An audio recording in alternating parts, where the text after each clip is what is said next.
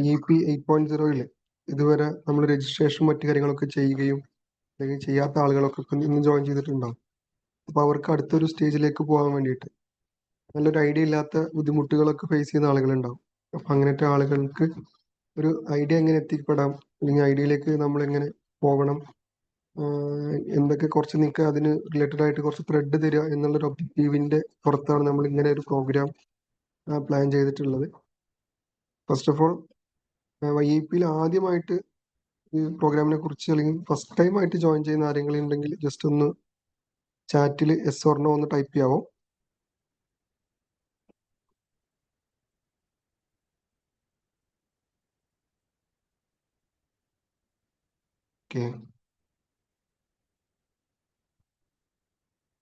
Okay, first time കയറുന്ന കുറച്ച് ആളുകൾ ഇവിടെ ഉണ്ട്.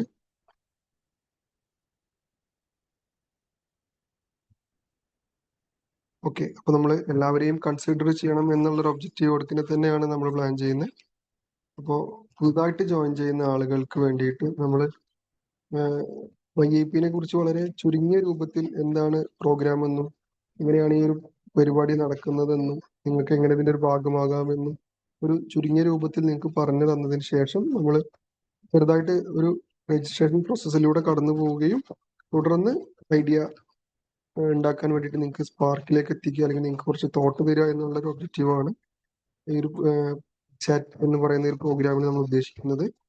അപ്പോൾ ആദ്യമായിട്ട് ഇവിടെ ജോയിൻ ചെയ്ത എല്ലാവരെയും ഈ ഒരു പ്രോഗ്രാമിലേക്ക് വെൽക്കം ചെയ്യാണ്.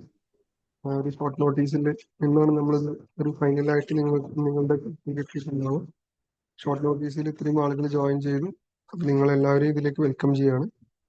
അതേപോലെ തന്നെ ഈ പറയുന്ന 4 ജില്ലകളിൽ നിന്നും ആലപ്പുഴ, വയനാട്, മലപ്പുറം, കാസർഗോഡ് ജില്ലകളിൽ നിന്നൊക്കെ ഇവിടെ ജോയിൻ ചെയ്തിട്ടുള്ള അധ്യാപകർക്കും വിദ്യാർത്ഥികൾക്കും IIP സ്റ്റുഡന്റ് അംബാസിഡേഴ്സിനും എല്ലാവർക്കും വെൽക്കം. ഈ ഒരു ഓറിയന്റേഷൻ പ്രോഗ്രാം ഫസ്റ്റ് നിങ്ങൾക്ക് IIP കുറിച്ച് ഒരു ചെറിയൊരു ബ്രീഫ് ഓവർവ്യൂ തരാൻ വേണ്ടിയിട്ട് ആലപ്പുഴ ജില്ലാ പ്രോഗ്രാം എക്സിക്യൂട്ടീവ് ഷാമിൽ മോഹനെ ക്ഷണിച്ചോളൂ.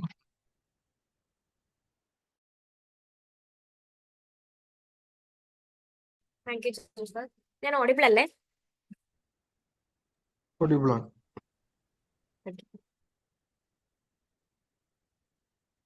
ഈ ചാറ്റിൽ എസ് എന്ന് കൊടുത്തവരെല്ലാം പ്രോഗ്രാം ആദ്യമായിട്ട് അറ്റൻഡ് ചെയ്യുന്നവരാണോ, അല്ലെങ്കിൽ പ്രോഗ്രാമിനെ കുറിച്ചിട്ട് ആദ്യമായിട്ട് കേൾക്കുന്നവരാണോ യെസ് എന്ന് കൊടുത്തിട്ടുള്ളവര്?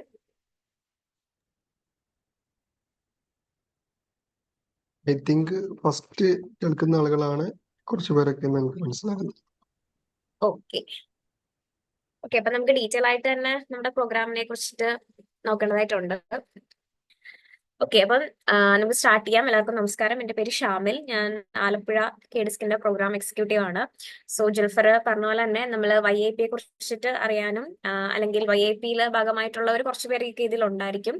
സോ അതിലേക്ക് നമുക്ക് ഒരു ഐഡിയ ജനറേഷൻ അല്ലെങ്കിൽ നമുക്ക് കുറച്ച് ഐഡിയാസ് ഒക്കെ ഡിസ്കസ് ചെയ്ത് പോയിട്ട് നിങ്ങളുടെ കുറച്ച് തോട്ട്സും ഇതൊക്കെ ഡിസ്കസ് ചെയ്യാൻ വേണ്ടിയിട്ടും ഒരു ഇന്ററാക്ഷൻ ഒക്കെ വേണ്ടിയിട്ടാണ് നമ്മൾ ഈ ഒരു സെഷൻ പ്ലാൻ ചെയ്തിട്ടുള്ളത്. അപ്പൊ അതിന് മുന്നായിട്ട് YIP എന്താണെന്ന് അറിഞ്ഞാൽ മാത്രമേ നിങ്ങൾക്ക് ഇതിലേക്കൊരു പാർട്ടിസിപ്പേഷന് വേണ്ടിയിട്ടാണെങ്കിലും അല്ലെങ്കിൽ ഒരു സ്പാർക്ക് ഒക്കെ ക്രിയേറ്റ് ചെയ്ത് ഇതിലേക്ക് ഈ ഒരു ഫാമിലിയുടെ പാർട്ട് ആവാനായിട്ട് നിങ്ങൾക്ക് ഇൻട്രസ്റ്റ് ഉണ്ടെങ്കിൽ YIP എന്താണെന്ന് അറിഞ്ഞാൽ മാത്രമേ നിങ്ങൾക്ക് അതിന് സാധിക്കുകയുള്ളൂ. സോ YIP എന്താണെന്ന് ചോദിച്ചു കഴിഞ്ഞാൽ യങ് ഇന്നോവേറ്റേഴ്സ് പ്രോഗ്രാം ആണ്. KDSKന്റെ Kerala development and innovation strategy council ഡിപ്പാർട്ട്മെന്റിന്റെ, കേരള ഗവൺമെന്റ് ഡിപ്പാർട്ട്മെന്റിന്റെ ഏറ്റവും ഇമ്പോർട്ടന്റ് ആയിട്ടുള്ള ഒരു പദ്ധതിയാണ് YIP എന്ന് പറയുന്ന ഒരു പ്രൊജക്ട്. ഈ പ്രൊജക്റ്റിൽ നമ്മൾ ഫോക്കസ് ചെയ്യുന്നത് സിമ്പിൾ ആയിട്ട് പറയാനാണെങ്കിൽ നിങ്ങൾ സ്റ്റുഡൻസിന്റെ ഇന്നോവേറ്റീവ് ആയിട്ടുള്ള ഐഡിയാസിനെ ഗവൺമെന്റിന്റെ സപ്പോർട്ടോട് കൂടി ഓരോ ഐഡിയയും നമ്മുടെ സൊസൈറ്റിക്ക് എങ്ങനെ ഓരോ ആശയങ്ങളെയും ഗുണകരമായിട്ട് അല്ലെങ്കിൽ പോസിറ്റീവ് ആസ്പെക്റ്റിലോട്ട് ഓരോ ആശയങ്ങളെയും നമുക്ക് എങ്ങനെ കൺവേർട്ട് ചെയ്യാം, അല്ലെങ്കിൽ അങ്ങനെയുള്ള സ്റ്റുഡൻസിനെ, ഓരോ വിദ്യാർത്ഥികളെയും എങ്ങനെ സപ്പോർട്ട് ചെയ്യാം, ഓരോ ആശയങ്ങളിൽ നിൽക്കുന്ന കുട്ടികളെ അല്ലെങ്കിൽ ആ ഐഡിയ ജസ്റ്റ് ഒരു അബ്സ്ട്രാക്റ്റിൽ നിൽക്കുന്ന ഓരോ ആശയങ്ങളെയും എങ്ങനെ നമുക്കത് ഇംപ്ലിമെന്റേഷൻ സ്റ്റേജിലോട്ട് എത്തിക്കാം, അതിനാവശ്യമായിട്ടുള്ള ഫണ്ടിങ് സപ്പോർട്ട് ആണെങ്കിലും ഗൈഡൻസ് ആണെങ്കിലും എക്സ്പേർട്സിന്റെ ഗൈഡൻസ് ആണെങ്കിലും മെന്ററിംഗ്ഷിപ്പ് ആണെങ്കിലും എല്ലാത്തിനും കൂടെ ഉണ്ടാവാൻ വേണ്ടിയിട്ടാണ് KDSK ഈ ഒരു പ്രോഗ്രാം റൺ ചെയ്യുന്നത്. 2018 ഈ ഒരു പ്രോഗ്രാം നമ്മൾ ആദ്യമായിട്ട് ആരംഭിക്കുന്നത്. ഇപ്പം 2025 പ്രോഗ്രാമിന്റെ 8ാമത്തെ വേർഷനിലാണ് നമ്മളിപ്പോൾ നിൽക്കുന്നത്. ഓരോ വർഷവും നമ്മൾ ഈ ഒരു പ്രോഗ്രാം നമുക്ക് കേരളത്തില് ഉള്ള 14 ജില്ലയിലുള്ള വിദ്യാർത്ഥികൾക്ക് വേണ്ടിയിട്ട് നമ്മൾ ചെയ്യുന്ന, സ്കൂൾ കോളേജ് വിദ്യാർത്ഥികൾക്ക് വേണ്ടിയിട്ട് ചെയ്തു വരുന്ന ഒരു പ്രോഗ്രാം ആണ്. അപ്പൊ ഇതിലേക്ക് നിങ്ങളുടെ ആശയങ്ങൾ അല്ലെങ്കിൽ നിങ്ങൾക്ക് തോന്നിയിട്ടുള്ള ഒരു ഐഡിയ, മേ ബി അതൊരു ചെറിയൊരു തോട്ട് ആവാം, ചെറിയൊരു സ്പാർക്ക് ആവാം, അല്ലെങ്കിൽ വലിയൊരു ആശയമാകാം, ഒരുപാട് പേർക്ക് സഹായകരമാകുന്ന രീതിയിലുള്ള വലിയൊരു ബിസിനസ് ഐഡിയ ആവാം, ഒരു ഓൺട്രപ്രണർ ആവാനുള്ള നിങ്ങളുടെ ആഗ്രഹമാകാം, അല്ലെങ്കിൽ നമ്മുടെ സമൂഹത്തിൽ നേരിടുന്ന ഒരു കൂട്ടം ആളുകൾ നേരിടുന്ന, അല്ലെങ്കിൽ കുറെ ആളുകൾക്ക് ഒരുപാട് വർഷങ്ങളായിട്ട് നേരിടുന്ന പ്രശ്നങ്ങളെ പറ്റിയിട്ട് പഠിക്കാൻ റിസർച്ച് ചെയ്യാനുള്ള ആശയങ്ങളാവാം. ഏത് തരത്തിലുള്ള ആശയങ്ങളാണെങ്കിലും, അല്ലെങ്കിൽ നമ്മൾ നിലവിൽ കാണുന്നതോ അല്ലെങ്കിൽ നമ്മൾ നിലവിൽ അപ്രോച്ച് ചെയ്യുന്ന ഓരോ പ്രോസസ്സിലുള്ള മാറ്റങ്ങൾ കുറെ കൂടി ക്രിയേറ്റീവ് ആയിട്ടോ അല്ലെങ്കിൽ മോഡിഫൈഡ് വേർഷനിൽ വരുമ്പോൾ കുറച്ചും കൂടി ബെറ്റർ ആയിട്ട് നമുക്കത് കൈകാര്യം ചെയ്യാനായിട്ട് പറ്റുമെന്ന് നിങ്ങൾക്ക് തോന്നുന്ന ആശയങ്ങളാണെങ്കിൽ പോലും അത് നിങ്ങൾക്ക് KDiskൽ കൊടുക്കാം. ആ ഓരോ ആശയങ്ങളെയാണ് അല്ലെങ്കിൽ ആ ഓരോ ഐഡിയാസിനെയാണ് KDiskലെ ഈ ഒരു YIP പ്രോഗ്രാമിൽ കൂടി നമ്മൾ റൺ ചെയ്യുന്നത്. അതിനു വേണ്ടിയിട്ട് നിങ്ങളെ സപ്പോർട്ട് ചെയ്യാൻ നമ്മൾ ഓരോരുത്തരും KDiskന്റെ ഭാഗമായിട്ടുണ്ട്. അതിലുപരി ഓരോ 14 ജില്ലയിലും 75 ഡൊമൈൻ സ്ഥാപനങ്ങളാണ് നിങ്ങളെ സപ്പോർട്ട് ചെയ്യാനായിട്ട്, എക്സ്പെർട്സ് പാനൽസും അതുപോലെ മെന്റേഴ്സും ഇവാലുവേറ്റേഴ്സും എല്ലാം, ഇവരുടെ എല്ലാം ഒരു പൂൾ നമ്മൾ ക്രിയേറ്റ് ചെയ്തിട്ടുണ്ട്. കേരളത്തിലുള്ള അത്രയും ഡൊമൈൻ എക്സ്പേർട്സുകളെ നമ്മൾ ഐഡന്റിഫൈ ചെയ്തിട്ട്, അത്രയും റിസോഴ്സുകൾ നമ്മൾ ഐഡന്റിഫൈ ചെയ്ത് നിങ്ങളെ സപ്പോർട്ട് ചെയ്യാനും ഹെൽപ്പ് ചെയ്യാനും അത്രയും വലിയൊരു പൂൾ തന്നെ ക്രിയേറ്റ് ചെയ്തിട്ടാണ് നിങ്ങൾ ഓരോ സ്റ്റുഡൻസിനെയും നമ്മൾ ഈ ഒരു പ്രോഗ്രാമിലേക്ക് വെൽക്കം ചെയ്യുന്നത്. അതുകൂടാതെ നിങ്ങളുടെ ആശയം അല്ലെങ്കിൽ നിങ്ങളുടെ ഒരു ആഗ്രഹമാണ് നിങ്ങളൊരു ഐഡിയ ആക്കി കൺവേർട്ട് ചെയ്യുന്നത്. ആ ഒരു ആഗ്രഹത്തെ അതൊരു പോസിറ്റീവ് സ്റ്റേജിലോട്ട് എത്തിച്ച് അല്ലെങ്കിൽ അത് ഇംപ്ലിമെന്റ് ചെയ്യാനുള്ള ഫണ്ടിങ് സപ്പോർട്ട്, ഫിനാൻഷ്യൽ അസിസ്റ്റൻസ് കൂടെയാണ് ഈ ഒരു പ്രോഗ്രാമിൽ കൂടി നമ്മൾ ഉദ്ദേശിക്കുന്നത്. സോ പ്രോഗ്രാമിന്റെ ഏകദേശം ഒരു രൂപം നിങ്ങൾക്ക് മനസ്സിലായെന്ന് വിചാരിക്കുന്നു. ഇപ്പം നമ്മൾ ഐഡിയ എന്ന് പറയുമ്പോഴത്തേക്കും നിങ്ങളുടെ ഒരു ആശയം എന്ന് പറയുമ്പോൾ നിങ്ങൾക്ക് ഏത് തരത്തിലുള്ള ആശയങ്ങൾ വേണമെങ്കിലും നിങ്ങൾക്ക് കൊണ്ടുവരാം. നമ്മുടെ ഡേ ടു ഡേ ലൈഫിൽ നമ്മൾ കണ്ടുവന്നിട്ടുള്ള പ്രശ്നങ്ങൾക്കോ അല്ലെങ്കിൽ നിങ്ങൾ പഠിക്കുന്ന സമയത്ത് നിങ്ങൾക്ക് തോന്നിയിട്ടുള്ള ഒരു ക്രിയേറ്റീവ് ആയിട്ടുള്ള അല്ലെങ്കിൽ നമ്മൾ ഉപയോഗിക്കുന്ന ഓരോ വസ്തുക്കളോ അല്ലെങ്കിൽ സാധനങ്ങളോ അല്ലെങ്കിൽ നമുക്ക് അവൈലബിൾ ആയിട്ടുള്ള നമ്മുടെ ഗവൺമെന്റ് തരുന്ന ഒരു സിസ്റ്റമോ അല്ലെങ്കിൽ പബ്ലിക് സെക്ടറിൽ നിന്ന് നമുക്ക് അവൈലബിൾ ആയിട്ടുള്ള ഒരു സിസ്റ്റം അല്ലെങ്കിൽ ആ ഒരു പ്രോസസ്സിലോ നമ്മൾ കണ്ടുവന്നിട്ടുള്ള ഫീച്ചേഴ്സിലോ അല്ലെങ്കിൽ എന്തെങ്കിലും കൂടുതൽ നമുക്ക് ആഡ് ഓൺ ചെയ്യാൻ പറ്റും, അല്ലെങ്കിൽ കുറച്ചും കൂടി ബെറ്റർ ആയിട്ട് അതിനെ ട്രീറ്റ് ചെയ്യുകയാണെന്നുണ്ടെങ്കിൽ അതിന്റെ കുറച്ചും കൂടി പോസിറ്റീവ് ആയിട്ടുള്ള റിസൾട്ട് കിട്ടും എന്ന് തോന്നുന്ന പല കാര്യങ്ങളും നിങ്ങൾക്ക് ഐഡിയ ഇന്നോവേഷൻ അല്ലെങ്കിൽ ഐഡിയ കൺവേർഷൻ ആയിട്ട് നിങ്ങൾക്ക് സ്വീകരിക്കാനായിട്ട് പറ്റുന്നതായിരിക്കും. എല്ലാത്തിനും ഉപരിയായിട്ട് നമുക്ക് ഓരോ ആശയങ്ങളിലോട്ട് നമ്മൾക്ക് എത്തണമെന്നുണ്ടെങ്കിൽ എല്ലാത്തിനും ഉപരിയായിട്ട് നമുക്ക് അതിൽ വേണ്ട ഒരു കാര്യം എന്ന് പറയുന്നത് എപ്പോഴും പ്രോബ്ലം ആണ്. നിങ്ങൾക്ക് ചുറ്റും നിങ്ങൾ നോക്കിക്കഴിഞ്ഞാൽ കാണാം, നമുക്ക് ചുറ്റും നടക്കുന്ന ഓരോ ഇന്നോവേഷൻസിനും, ഇപ്പം ഏതൊരു ടൈപ്പ് ഓഫ് ഇന്നോവേഷൻ അല്ലെങ്കിൽ ഏതൊരു മാറ്റം നമ്മുടെ സൊസൈറ്റിയിൽ നടക്കുന്ന അല്ലെങ്കിൽ നമ്മളുടെ ഈ ഒരു ടെക്നോളജി ഇത്രയും ഫാസ്റ്റ് മൂവിങ് ആയിട്ടുള്ള ഒരു വേൾഡിൽ നടക്കുന്ന ചെറുതോ വലുതോ ആയിട്ടുള്ള മോഡിഫിക്കേഷൻസോ അല്ലെങ്കിൽ ഇന്നോവേഷൻസിൽ പിന്നിലുള്ള ഏറ്റവും ഇമ്പോർട്ടന്റ് ആയിട്ടുള്ള ഒരു കാര്യം എന്ന് പറയുന്നത് പ്രോബ്ലം ആണ്. ഒരു പ്രോബ്ലത്തിനാണ് നമ്മൾ എപ്പോഴും ഒരു സൊല്യൂഷൻ കൊടുക്കുക. പ്രോബ്ലം ഇല്ലെങ്കിൽ അവിടെ സൊല്യൂഷന്റെ ആവശ്യമില്ല, അല്ലെങ്കിൽ നമുക്കൊരു മാറ്റം വേണം, അല്ലെങ്കിൽ ഫൈൻഡിങ് സംതിങ് ന്യൂ എന്നുള്ളതാണ് ഇന്നോവേഷൻ എന്ന് പറയുന്നത്. അപ്പൊ നമുക്ക് അങ്ങനെ പുതിയതായിട്ട് നമ്മൾ കണ്ടുപിടിക്കാൻ നമ്മൾ ശ്രമിക്കുന്നുണ്ടെങ്കിൽ പഴയത് മോശമാണ് അല്ലെങ്കിൽ പഴയതിന്റെ ആവശ്യമില്ല എന്ന് തോന്നുന്നത് കൊണ്ടാണ് നമ്മൾ പുതിയതിലോട്ട് മാറുന്നത്. അപ്പം പഴയത് മോശമാവാനായിട്ട് അവിടെ എന്തോ ഒരു കാരണമുണ്ട്, അല്ലെങ്കിൽ അതിനൊരു മൂലകാരണം അല്ലെങ്കിൽ ഒരു റൂട്ട് കോസ് ഉണ്ടാവാം. അപ്പൊ അതിനെ നമ്മൾ ഐഡന്റിഫൈ ചെയ്ത് ആ പ്രോബ്ലം എന്താണെന്ന് മനസ്സിലാക്കി ആ പ്രോബ്ലം ആരെയൊക്കെയാണ് അഫക്ട് ചെയ്യുക എന്നുള്ളത് മനസ്സിലാക്കിയതിനു ശേഷമാണ് നമ്മൾ ഓരോ ഐഡിയയിലേക്കും അല്ലെങ്കിൽ നമ്മൾ ഓരോ ആശയത്തിലേക്കും നമ്മുടെ ഓരോ തോട്ടും അതിലേക്ക് പോകുന്നത്. അങ്ങനെ ഒരു പ്രോബ്ലം നമ്മൾ ഐഡന്റിഫൈ ചെയ്യുമ്പോഴാണ്. സോ YIPയിൽ നമ്മൾ പറയുന്നതും നമുക്ക് ചുറ്റും നമ്മൾ കണ്ടുവന്നിട്ടുള്ള റിയൽ വേൾഡ് പ്രോബ്ലം, സാധാരണക്കാരായിട്ടുള്ള ആളുകൾ നമ്മുടെ യഥാർത്ഥ ജീവിതത്തിൽ ഓൺ ഡെയിലി ബേസിസ് നമ്മൾ 24/7 നമ്മളിങ്ങനെ ജീവിച്ചു പോകുന്ന സമയത്ത് നമ്മൾ നേരിടുന്ന പ്രശ്നങ്ങൾക്ക് ഈ ഇന്നോവേഷനിൽ കൂടെ നിങ്ങൾക്കൊരു ആശയം അല്ലെങ്കിൽ ഒരു ഐഡിയ ആയിട്ട് കൊടുക്കാൻ പറ്റുമെങ്കിൽ അത്തരത്തിലുള്ള ഐഡിയാസ് ആണ് നമ്മൾ YIP ത്രൂ ഗവൺമെന്റിന്റെ സപ്പോർട്ടോട് കൂടി നമ്മൾ ഇംപ്ലിമെന്റ് ചെയ്യാനായിട്ട് ആഗ്രഹിക്കുന്നത് അല്ലെങ്കിൽ നമ്മൾ ലക്ഷ്യമിടുന്നത്. സോ അതിലേക്കാണ് നിങ്ങൾ ഓരോരുത്തരെയും നമ്മൾ വെൽക്കം ചെയ്യുന്നത്. ഇതിലേക്ക് നിങ്ങൾക്ക് പാർട്ടിസിപ്പേറ്റ് ചെയ്യാനായിട്ടുള്ള ഒരേ ഒരു ക്രൈറ്റീരിയ നിങ്ങൾ ഒരു സ്റ്റുഡന്റ് ആയിരിക്കണം എന്ന് മാത്രമേ ഉള്ളൂ.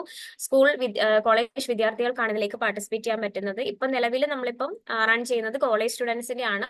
Engineering, arts college, polytechnic, universities, research സ്ഥാപനങ്ങളിലുള്ള സ്റ്റുഡൻസ്, മെഡിക്കൽ ഇൻസ്റ്റിറ്റ്യൂഷൻസിൽ പഠിക്കുന്നവർ, ITIസിൽ, അങ്ങനെയുള്ള ഏത് സ്ട്രീം പഠിക്കുന്ന സ്റ്റുഡൻസ് ആണെങ്കിലും നിങ്ങൾക്ക് ഏതെങ്കിലും ഒരു ഐഡിയ അല്ലെങ്കിൽ ഒരു ഐഡിയയെ പറ്റി നിങ്ങൾക്ക് സംസാരിക്കാനുണ്ടെങ്കിൽ, ഒരു ആശയത്തെ പറ്റി സംസാരിക്കാനുണ്ടെങ്കിൽ നിങ്ങൾക്ക് അത്തരത്തിലുള്ള ഐഡിയാസ് നിങ്ങൾക്ക് ഇതിൽ കൊടുക്കാം. അതിൽ പാർട്ടിസിപ്പേറ്റ് ചെയ്യാനായിട്ടുള്ളത് മിനിമം 2 പേരും മാക്സിമം 5 പേരും എന്നുള്ള ഒരു ടീമായിട്ടാണ് നമുക്ക് ഇതിൽ പാർട്ടിസിപ്പേറ്റ് ചെയ്യുന്നത്. ഒരു ടീം എഫേർട്ടിന്റെ പ്രയോജനം എത്രത്തോളം ആണെന്ന് ഞാൻ പറയേണ്ട ആവശ്യമില്ല. സോ അതുകൊണ്ട് തന്നെയാണ് നമ്മളൊരു ടീമായിട്ടുള്ള ആക്ടിവിറ്റി ഇതിൽ പ്ലാൻ ചെയ്യുന്നത്. അതേപോലെ നിങ്ങൾ ജില്ലാ തലത്തിൽ YIPയിൽ നിങ്ങൾ പാർട്ടിസിപ്പേറ്റ് ചെയ്ത് നിങ്ങളുടെ ഐഡിയ നെക്സ്റ്റ് ലെവലിലോട്ടൊക്കെ, അതായത് ഓരോ ലെവൽ കഴിഞ്ഞ് ഫണ്ടിങ്ങിലേക്കൊക്കെ പോകേണ്ട ഒരു സ്റ്റേജ് ഉണ്ട്. സോ ഓരോ ലെവൽ കഴിയുമ്പോൾ നിങ്ങൾ ഡിസ്ട്രിക്ട് ലെവലിൽ നിങ്ങൾ വിൻ ചെയ്യുകയാണെന്നുണ്ടെങ്കിൽ ആ ഒരു ടീമിന് 25,000 റുപ്പീസ് ക്യാഷ് പ്രൈസും, ഇൻഡിവിജ്വൽ ആയിട്ട് നിങ്ങൾക്ക് രജിസ്റ്റർ ചെയ്യാനേ പറ്റുള്ളൂ. നിങ്ങൾക്ക് പാർട്ടിസിപ്പേറ്റ് ചെയ്യാൻ, അതായത് ഒരു ID കൊടുക്കാനായിട്ട് നിങ്ങൾക്ക് ടീമായിട്ടേ പറ്റുള്ളൂ. മിനിമം 2 പേര് വേണം. ഇപ്പൊ നിങ്ങൾ ഒരു ഐഡിയയെ പറ്റി അല്ലെങ്കിൽ ഒരു ഐഡിയയെ പറ്റി നിങ്ങൾക്ക് ഡിസ്കസ് ചെയ്യണം അല്ലെങ്കിൽ അപ്രോച്ച് ചെയ്യണം എന്നുണ്ടെങ്കിൽ മിനിമം 2 പേര് നമുക്ക് YIPയിൽ ആവശ്യമുണ്ട്. അത് നിങ്ങൾക്ക് നിങ്ങളുടെ ഫ്രണ്ട്സ് തന്നെ ആവാം, അല്ലെങ്കിൽ ജസ്റ്റ് വേറെ ഡിപ്പാർട്ട്മെന്റ്സിലുള്ളവരാവാം, വേറെ ഇൻസ്റ്റിറ്റ്യൂഷൻസിൽ പഠിക്കുന്ന ഒരു മൾട്ടി ഡിസിപ്ലിനറി ആയിട്ടുള്ള ഒരു ടീം നിങ്ങൾക്ക് വേണമെന്നുണ്ടെങ്കിൽ, ഒരു ടെക്നിക്കൽ സൈഡൊക്കെ നിങ്ങൾക്ക് ആവശ്യമായിട്ടുണ്ടെങ്കിൽ അങ്ങനെയുള്ള കോളേജിലുള്ള ടീമിനെ വേണമെങ്കിൽ നിങ്ങൾക്ക് അപ്രോച്ച് ചെയ്യാനായിട്ട് പറ്റും. മിനിമം 2 പേരെങ്കിലും ഉണ്ടെങ്കിൽ നമുക്ക് ഐഡിയ സബ്മിഷൻ പറ്റുള്ളൂ. മാക്സിമം 5 പേരാണ് പറ്റുക. സോ നിങ്ങൾ അങ്ങനെ ജില്ലാ തലത്തിൽ വിജയിച്ചാൽ 25,000 രൂപയും, സ്റ്റേറ്റ് ലെവൽ ആണെങ്കിൽ 50,000 രൂപയാണ് നിങ്ങൾക്ക് ക്യാഷ് പ്രൈസ് ആയിട്ട് ഒരു റിവാർഡ്സ് എന്നുള്ള രീതിയിൽ നമ്മൾ പ്രൊവൈഡ് ചെയ്യുക. അതിനുശേഷമാണ് ഫണ്ടിങ് പ്രോസസ് ഒക്കെ. ശരിക്കുമുള്ള ഒരു YIP ഓൺബോർഡിംഗ് നടക്കുന്നത് സ്റ്റേറ്റ് ലെവലിന് ശേഷമായിരിക്കും. സ്റ്റേറ്റ് ലെവൽ വിൻ ചെയ്യുന്ന ഓരോ ടീമുകൾക്കും നമ്മൾ ഫണ്ടിങ് പ്രോസസ്, നിങ്ങളുടെ ഐഡിയ അത് ഇംപ്ലിമെന്റ് ചെയ്യാനുള്ള ഫണ്ടിങ് സപ്പോർട്ടും മെന്ററിംഗ് സപ്പോർട്ടും തന്നായിരിക്കും പിന്നീട് ആ ഒരു ജേർണി കണ്ടിന്യൂ ചെയ്യുക. നിങ്ങൾക്ക് ആവശ്യമായിട്ടുള്ള അല്ലെങ്കിൽ നിങ്ങളുടെ ഐഡിയ കണ്ടിന്യൂ ചെയ്യാൻ പറ്റുന്ന ഇൻഡസ്ട്രീസ് ആയിട്ട് കണക്ട് ചെയ്തിട്ടായിരിക്കും പിന്നീട് ആ ഒരു ജേർണി പോവുക. സോ YIPയുടെ ഒരു ബ്രീഫാണ് ഞാൻ തന്നത്, ഒരു ഓവറോൾ വ്യൂ ആണ് ജസ്റ്റ് പറഞ്ഞത്. നമുക്ക് ഒരുപാട് ഇൻട്രോ പറഞ്ഞിരിക്കാൻ നമുക്ക് സമയമില്ല. നമുക്ക് ബാക്കി കുറെ കാര്യങ്ങൾ നമ്മൾ ഇന്ന് പ്ലാൻ ചെയ്തിട്ടുണ്ട്. സോ ജസ്റ്റ് ഒരു ബേസിക് ആയിട്ടുള്ള ഒരു കാര്യമാണ് YIPയെ കുറിച്ചിട്ട് പറഞ്ഞിട്ടുള്ളത്. ഞാൻ ഈ പറഞ്ഞതിൽ എന്തെങ്കിലും ഡൗട്ട്സ് ഉണ്ടെങ്കിൽ നിങ്ങൾ ഇപ്പൊ ഒന്ന് ചോദിക്കാമോ?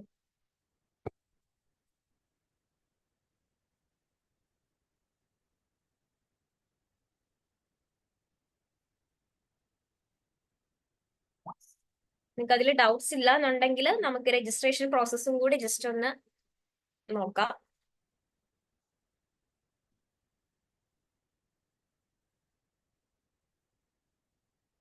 ഓക്കെ, നമുക്ക് രജിസ്ട്രേഷൻ പ്രോസസ്സും കൂടി ഒന്ന് നോക്കിയിട്ട് വരാം.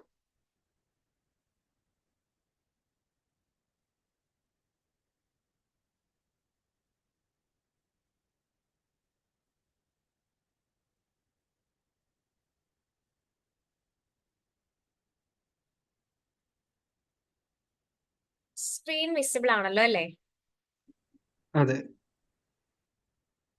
ഓക്കെ, YIPയുടെ രജിസ്ട്രേഷൻ ഉള്ള നമ്മളുടെ വെബ്സൈറ്റ് ആണ് yip.kerala.gov.in എന്ന് പറയുന്ന സൈറ്റിൽ പോയി കഴിഞ്ഞാൽ നിങ്ങൾക്ക് YIPയിൽ നിങ്ങളുടെ ഇപ്പം നമ്മൾ നേരത്തെ പറഞ്ഞ പോലെ തന്നെ ഇൻഡിവിജ്വൽ ആയിട്ടാണ് നമ്മൾ രജിസ്റ്റർ ചെയ്യുന്നത്. സോ ഓരോ സ്റ്റുഡൻസിനും ഇപ്പൊ ടീമായിട്ട് നിങ്ങൾ പാർട്ടിസിപ്പേറ്റ് ചെയ്യണം. ഇപ്പൊ 5 പേരടങ്ങുന്ന ഒരു ടീം ആണെങ്കിൽ പോലും ആ 5 പേരും ഇൻഡിവിജ്വലി YIPയിൽ രജിസ്റ്റർ ചെയ്യേണ്ട ഒരു ആവശ്യമുണ്ട്. സോ നിങ്ങൾ രജിസ്റ്റർ ചെയ്യേണ്ട ഫസ്റ്റ് പാർട്ട് എന്ന് പറയുന്നത് YIP 8.0 എന്ന് പറയുന്ന നമ്മുടെ ഒഫീഷ്യൽ സൈറ്റ് എടുക്കുക. ഇതാണ് നമ്മുടെ ഒഫീഷ്യൽ വെബ്സൈറ്റ്. ഇതിൽ എൻറോൾ ആസ് എ സ്റ്റുഡന്റ് എന്ന് പറഞ്ഞ ഓപ്ഷൻ നിങ്ങൾക്ക് കാണാൻ പറ്റും. ജസ്റ്റ് ക്ലിക്ക് ചെയ്ത് കഴിഞ്ഞാൽ നിങ്ങളുടെ പേര്, contact number, mail ID, district, കോളേജിന്റെ പേര്, ദെൻ നിങ്ങൾക്ക് ഒരു പാസ്വേഡ് ക്രിയേറ്റ് ചെയ്യാൻ പറ്റും. നിങ്ങളുടെ ഫസ്റ്റ് പേര് കൊടുക്കുക, ദെൻ ഫോൺ നമ്പർ എൻ്റർ ചെയ്യുക. മെയിൽ ID എൻ്റർ ചെയ്യുമ്പോഴത്തേക്കും അത് ജസ്റ്റ് നിങ്ങൾ ഇവിടെ ഇങ്ങനെ വെരിഫൈ ചെയ്യേണ്ട ഒരു ആവശ്യമുണ്ട്. വെരിഫൈ ക്ലിക്ക് ചെയ്ത് കഴിഞ്ഞാൽ നിങ്ങളുടെ മെയിലിലോട്ട് ഒരു OTP വരും. ആ OTP നിങ്ങൾക്ക് ഇവിടെ എൻ്റർ ചെയ്യാനുള്ള ഒരു സ്പേസ് ഉണ്ടാവും. ദെൻ നിങ്ങളുടെ ഡിസ്ട്രിക്ട് ചൂസ് ചെയ്യുക. ഡിസ്ട്രിക്ട് എന്ന് പറയുമ്പോൾ നിങ്ങളുടെ കോളേജ് ഏത് ഡിസ്ട്രിക്റ്റിലാണോ ഉള്ളത് ആ ഒരു ഡിസ്ട്രിക്റ്റ് വേണം ഇവിടെ ചൂസ് ചെയ്യാനായിട്ടുള്ളത്. ഇപ്പൊ ആലപ്പുഴ ജില്ലയിൽ പഠിക്കുന്ന സ്റ്റുഡൻസ് ആണെങ്കിൽ ഡിസ്ട്രിക്ട് ആലപ്പുഴയാണ് ചൂസ് ചെയ്യേണ്ടത്. മലപ്പുറം ആണെങ്കിൽ മലപ്പുറം, വയനാട് ആണെങ്കിൽ അങ്ങനെ, കാസർഗോഡ് ആണെങ്കിൽ അങ്ങനെ. നിങ്ങളുടെ കോളേജ് ഏത് ഡിസ്ട്രിക്റ്റിലാണോ ഉള്ളത് ആ ഡിസ്ട്രിക്ട് ചൂസ് ചെയ്യുക. ദെൻ നിങ്ങൾക്ക് ഇവിടെ നിങ്ങളുടെ ഇൻസ്റ്റിറ്റ്യൂഷൻ കാണാനായിട്ട് സാധിക്കും. ദെൻ നിങ്ങൾക്ക് ഇവിടെ ഒരു പാസ്വേഡ് കൊടുക്കാം. നിങ്ങളുടെ YIP-ലേക്കുള്ള അക്കൗണ്ട് ക്രിയേറ്റ് ചെയ്യുന്നതിനുള്ള ഒരു പാസ്വേഡ് ആണ്. മറ്റ് അക്കൗണ്ടുകളുടെ ഒന്നും പാസ്വേഡ് അല്ല. ചില കുട്ടികൾ അങ്ങനെയൊക്കെ ചെയ്യാറുണ്ട്. സോ ഇതിൽ നിങ്ങളുടെ പുതിയതായിട്ട് നിങ്ങൾ ഒരു പാസ്വേഡ് ക്രിയേറ്റ് ചെയ്യുകയാണ് ചെയ്യുന്നത്. സോ ഇവിടെ നിങ്ങൾക്ക് ഒരു പാസ്വേഡ് ടൈപ്പ് ചെയ്യാം. അത് കൺഫേം കൊടുത്തതിന് ശേഷം മെയിൽ വെരിഫൈ ചെയ്താൽ നിങ്ങൾക്ക് നിങ്ങളുടെ പ്രൊഫൈൽ, YIP-ലേക്കുള്ള പ്രൊഫൈൽ നിങ്ങൾക്ക് ക്രിയേറ്റ് ചെയ്യാനായിട്ട് പറ്റും. ഇതാണ് YIP-ലേക്ക് രജിസ്റ്റർ ചെയ്യേണ്ട ഓരോ സ്റ്റുഡൻസും ചെയ്യേണ്ട ഫസ്റ്റ് സ്റ്റെപ്പ് എന്ന് പറയുന്നത്.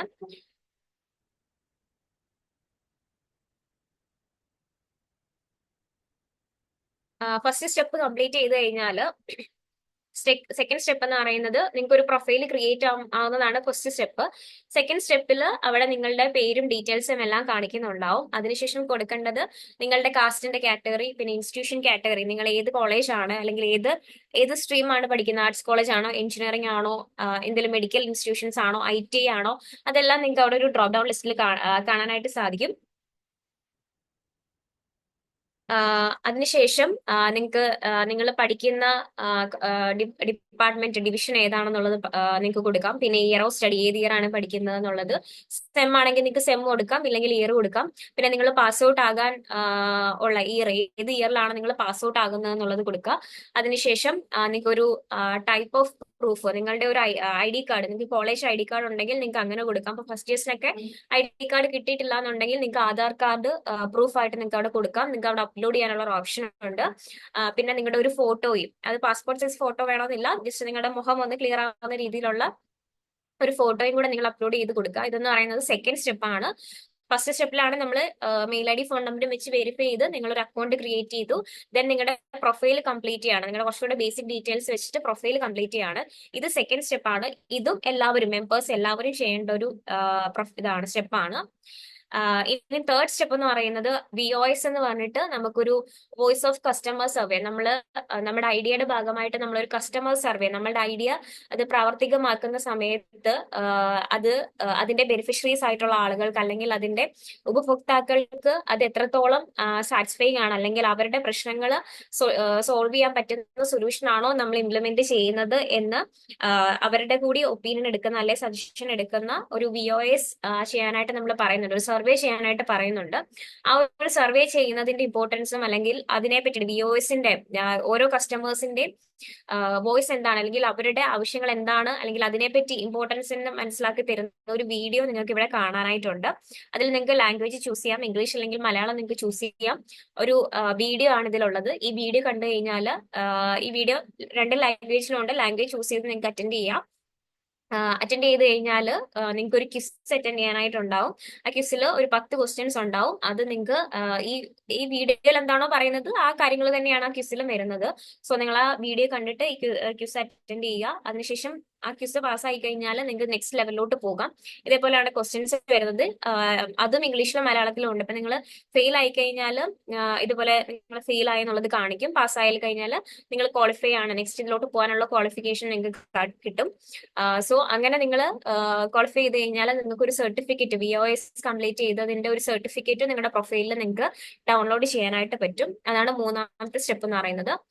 നാലാമത്തെ സ്റ്റെപ്പിലാണ് നമ്മൾ ഒരു ഗ്രൂപ്പ് ക്രിയേറ്റ് ചെയ്യുന്നത്. ഞാൻ നേരത്തെ പറഞ്ഞ പോലെ തന്നെ മിനിമം 2 പേര് അല്ലെങ്കിൽ മാക്സിമം 5 പേരായിട്ട് നമ്മളൊരു ഗ്രൂപ്പ് ഈ ഒരു പ്രൊഫൈലിൽ തന്നെയാണ് ക്രിയേറ്റ് ചെയ്യുന്നത്. ഇവിടെ നിങ്ങൾക്ക് കാണാം ക്രിയേറ്റ് അല്ലെങ്കിൽ ജോയിൻ ഗ്രൂപ്പ് എന്ന് പറഞ്ഞൊരു ഓപ്ഷൻ ഉണ്ട്.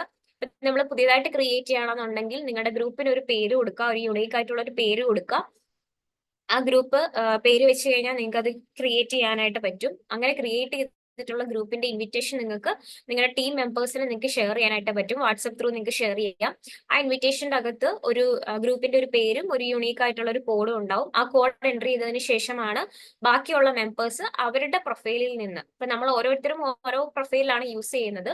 സോ ഇൻവിറ്റേഷൻ കിട്ടിക്കഴിഞ്ഞാൽ ഇപ്പൊ ബാക്കി 4 മെമ്പേഴ്സ് ആണ് ഉള്ളതെങ്കിൽ 4 മെമ്പേഴ്സും ഈ ഇൻവിറ്റേഷൻ ത്രൂ അവരവരുടെ പേഴ്സണൽ പ്രൊഫൈലിൽ നിന്ന് ഈ ഒരു ഗ്രൂപ്പ് കോഡ് കൊടുത്തിട്ട് നിങ്ങൾക്ക് ആ ഒരു ഗ്രൂപ്പിലോട്ട് നിങ്ങൾക്ക് ജോയിൻ ചെയ്യാം. അങ്ങനെ തന്നെ ഒരാൾ ഗ്രൂപ്പ് ക്രിയേറ്റ് ചെയ്യുന്നു, ബാക്കിയുള്ള മെമ്പേഴ്സ് അതിലോട്ട് ജോയിൻ ആയി കഴിഞ്ഞാൽ ഒരു ഗ്രൂപ്പ് ക്രിയേറ്റ് ആവും. ഇനിയുള്ള സ്റ്റെപ്പ് എന്ന് പറയുന്നതാണ് ഏറ്റവും ഇമ്പോർട്ടന്റ് ആയിട്ടുള്ള ഒരു സ്റ്റെപ്പ്. ഇതേപോലെ ഇപ്പൊ 5 മെമ്പേഴ്സിൽ 4 പേര് മെമ്പേഴ്സ് ആയിട്ടുള്ള ഒരു 5 ആണ് മാക്സിമം. സോ 4 മെമ്പേഴ്സ് അതിൽ ജോയിൻ ചെയ്തിട്ടുണ്ട്. അങ്ങനെ നിങ്ങൾക്ക് ഒരു ഐഡിയയിലേക്ക് പോകാനായിട്ട് പറ്റും. മിനിമം 2 പേരുണ്ടെങ്കിൽ നിങ്ങൾക്ക് ഐഡിയ സബ്മിഷൻ സ്റ്റാർട്ട് ചെയ്യാൻ പോലും പറ്റുള്ളൂ. സോ ലാസ്റ്റ് സ്റ്റെപ്പ് എന്ന് പറയുന്നതാണ് ഐഡിയ സബ്മിഷൻ. ഏറ്റവും ഇമ്പോർട്ടന്റ് ആയിട്ടുള്ള ഒരു സ്റ്റെപ്പാണ്, അല്ലെങ്കിൽ നിങ്ങൾ ഏറ്റവും പ്രാധാന്യം കൊടുക്കേണ്ട ഒരു സ്റ്റെപ്പ് എന്ന് പറയുന്നത് ഈ ഐഡിയ സബ്മിഷൻ സ്റ്റെപ്പാണ്. പിന്നീട് ശ്രദ്ധിക്കേണ്ട ഒരു കാര്യം, ഗ്രൂപ്പ് ക്രിയേറ്റ് ചെയ്തിട്ടുള്ള ആളുടെ പ്രൊഫൈലിൽ നിന്ന് മാത്രമേ പിന്നീട് ഐഡിയ നമുക്ക് സബ്മിഷൻ പറ്റുള്ളൂ. ഒരാളുടെ അക്കൗണ്ടിൽ നിന്ന് മാത്രം ഐഡിയ സബ്മിഷൻ ചെയ്താൽ മതി. സോ അത് ഗ്രൂപ്പ് ക്രിയേറ്റ് ചെയ്ത പ്രൊഫൈലിൽ നിന്ന് തന്നെ വേണം. അപ്പൊ നിങ്ങൾക്ക് 2 രീതിയിലാണ് ഐഡിയ നിങ്ങൾക്ക് കൊടുക്കാനായിട്ട് പറ്റുന്നത്. ഒന്ന്, നിങ്ങൾക്ക് സ്വന്തമായി നിങ്ങളുടെ ഒരു ഐഡിയ, നിങ്ങൾക്ക് ഒരു ഐഡിയ നിങ്ങളായിട്ട് നിങ്ങളുടെ തോട്ടിൽ വന്നിട്ടുള്ള ഒരു ഐഡിയ, അല്ലെങ്കിൽ നിങ്ങൾക്ക് അപ്രോച്ച് ചെയ്യണം എന്ന് തോന്നിയിട്ടുള്ള ഒരു ആശയം നിങ്ങൾക്ക് വൈകിപ്പിൽ കൊടുക്കാം. ഇനി നിങ്ങൾക്ക് അങ്ങനെ ഒരു ഐഡിയ നിങ്ങൾക്ക് കിട്ടിയില്ല, പക്ഷെ നിങ്ങൾക്ക് ഒരു ഐഡിയ വേണമെന്നുണ്ടെങ്കിൽ നിങ്ങൾക്ക് YIPയുടെ എക്സിസ്റ്റിംഗ് പ്രോബ്ലംസ്, അതായത് പ്രോബ്ലം സ്റ്റേറ്റ്മെന്റ്സ് നിങ്ങൾക്ക് റെഫർ ചെയ്യാനായിട്ട് സാധിക്കും. ഇത് YIPയുടെ കുറച്ച് പ്രോബ്ലം ഷെൽസ് ആണ്. ഒരുപാട് പ്രോബ്ലംസ് ഉണ്ട്, ഒരുപാട് പ്രോബ്ലം തീംസ് നിങ്ങൾക്ക് കാണാൻ പറ്റും. ലൈക്ക് ഇപ്പം അഗ്രികൾച്ചർ ഉണ്ട്, മെഡിക്കൽ റിലേറ്റഡ് ആയിട്ടുള്ള കുറെ പ്രോബ്ലംസ് ഉണ്ട്, കുട്ടികളുടെ മേഖലയിലുള്ള അല്ലെങ്കിൽ എൽഡേഴ്സിന്റെ problems, assistive technology, data science, waste management, അങ്ങനെയുള്ള കുറെ പ്രോബ്ലം 30ഓളം തീംസിൽ 1970 പ്രോബ്ലം സ്റ്റേറ്റ്മെന്റ്സ് നിങ്ങൾക്ക് YIPയിലെ ഡിജിറ്റൽ ഷെൽഫിൽ, പ്രോബ്ലം ഷെൽഫിൽ നിങ്ങൾക്ക് കാണാൻ പറ്റും. ഒന്നും കൂടി പറയാം, അതായത് 2 രീതിയിലാണ് ഐഡിയാസ് നിങ്ങൾക്ക് കൊടുക്കാൻ പറ്റുക. ഒന്ന്, നിങ്ങളുടെ ഓൺ പ്രോബ്ലം നിങ്ങൾക്ക് കൊടുക്കാം. എന്താണ് പ്രോബ്ലം അല്ലെങ്കിൽ എന്താണ് തീം എന്ന് നിങ്ങൾ ഐഡന്റിഫൈ ചെയ്ത് നിങ്ങൾക്ക് തന്നെ കൊടുക്കാം. നിങ്ങൾക്ക് അങ്ങനെ പ്രോബ്ലംസ് ഐഡന്റിഫൈ ചെയ്യാൻ പറ്റിയില്ല എന്നുണ്ടെങ്കിൽ നിങ്ങൾക്ക് പ്രോബ്ലം ഷെൽഫ് ഇതേപോലെ റെഫർ ചെയ്യാനായിട്ട് സാധിക്കും. അതിൽ കുറെ പ്രോബ്ലംസ് ഉണ്ട്, പ്രോബ്ലം സ്റ്റേറ്റ്മെന്റ്സ് ഉണ്ട്. അതിൽ എന്താണ് പ്രോബ്ലം സ്റ്റേറ്റ്മെന്റ്സ് ഫുൾ അതിലുണ്ടാവും. എന്താണ് നിങ്ങളുടെ സൊല്യൂഷൻ എന്നുള്ളത് നിങ്ങൾക്ക് അതിൽ കൊടുക്കാനായിട്ട് സാധിക്കും. സോ 2 രീതിയിൽ നിങ്ങൾക്ക് ചെയ്യാം. ഏത് രീതിയിലാണെങ്കിലും അതിൽ ചോദിക്കുന്ന കുറച്ച് ക്വസ്റ്റ്യൻസ് എന്ന് പറയുന്നത്, ഇപ്പൊ പ്രോബ്ലം ഷെൽഫിനാണെങ്കിൽ ഈ പറയുന്ന ക്വസ്റ്റ്യൻസിനൊക്കെ ഓട്ടോമാറ്റിക്കലി അവിടെ ആൻസേഴ്സ് വന്നോളൂ. നമ്മൾ കളക്ട് ചെയ്തിട്ടുള്ള പ്രോബ്ലം സ്റ്റേറ്റ്മെന്റ്സ് അതിൽ വരും, നിങ്ങൾ സൊല്യൂഷൻ കൊടുത്താൽ മതി. ഇനി ഓൺ പ്രോബ്ലം ആണ് നിങ്ങൾ എടുക്കുന്നതെങ്കിൽ ഈ പറയുന്ന ചോദ്യങ്ങൾക്കെല്ലാം നിങ്ങൾ തന്നെ ആൻസർ കൊടുക്കണം.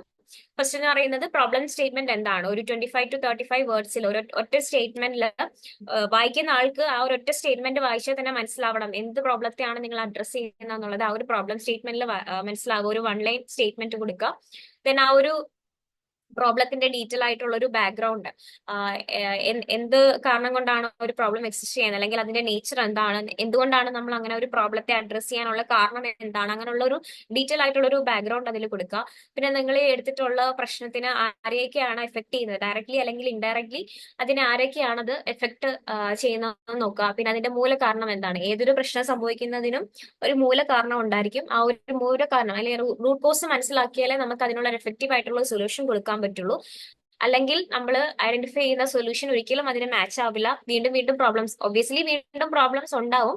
പക്ഷെ നമ്മൾ ആക്യുറേറ്റ് ആയിട്ടുള്ള റൂട്ട് കോസ് മനസ്സിലാക്കിയാലേ നമുക്ക് ആക്യുറേറ്റ് ആയിട്ടുള്ള സൊല്യൂഷനിലോട്ട് നമുക്ക് എത്താൻ പറ്റുള്ളൂ. സോ റൂട്ട് കോസ് മനസ്സിലാക്കുക. പിന്നെ നമ്മൾ എടുത്തേക്കുന്ന പ്രശ്നത്തിൽ കറന്റ്ലി എന്തെങ്കിലും സൊല്യൂഷൻ മറ്റേതെങ്കിലും കൺട്രിയിലോ എവിടെയെങ്കിലും അങ്ങനെ ഒരു സൊല്യൂഷൻ കൊടുത്തിട്ടുണ്ടോ, എക്സിസ്റ്റിംഗ് ആയിട്ടുള്ള സൊല്യൂഷൻ ഉണ്ടോ എന്ന് നോക്കുക.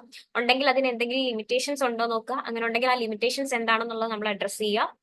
ദെൻ നമ്മൾ ഉദ്ദേശിക്കുന്ന അല്ലെങ്കിൽ നിങ്ങൾ ഇംപ്ലിമെന്റ് ചെയ്യാൻ ഉദ്ദേശിക്കുന്ന സൊല്യൂഷനിൽ നിന്നും എന്തൊക്കെ നമുക്ക് എന്തൊക്കെ എക്സ്പെക്ട് ചെയ്യാം, അതിന്റെ ഔട്ട്കം, അത് ഫിനാൻഷ്യലി ആവാം, സോഷ്യലി ആവാം, ഏത് രീതിയിലാണെങ്കിലും, ഏത് ആസ്പെക്റ്റിലുള്ള ഔട്ട്കംസ് ആണെങ്കിലും അത് എന്താണെന്നുള്ളത് നിങ്ങൾ ലിസ്റ്റ് ചെയ്യുക.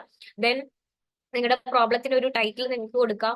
അതിനുശേഷം എന്തുകൊണ്ടാണ് നിങ്ങൾ ഈ ഒരു പ്രോബ്ലം സൊല്യൂഷൻ അർഹിക്കുന്ന ഒരു പ്രോബ്ലം ആണ്, അല്ലെങ്കിൽ എന്താണ് നിങ്ങളിലേക്ക് ഈ ഒരു മോട്ടിവേഷൻ വന്നത്, അങ്ങനെ ഒരു സൊല്യൂഷൻ ഈ ഒരു പ്രോബ്ലത്തിന് ആവശ്യമാണ് എന്ന് നിങ്ങൾക്ക് തോന്നാനുള്ള കാരണം എന്താണെന്ന് കൊടുക്കുക. What you want to solve this problem എന്നുള്ളത് കൊടുക്കുക.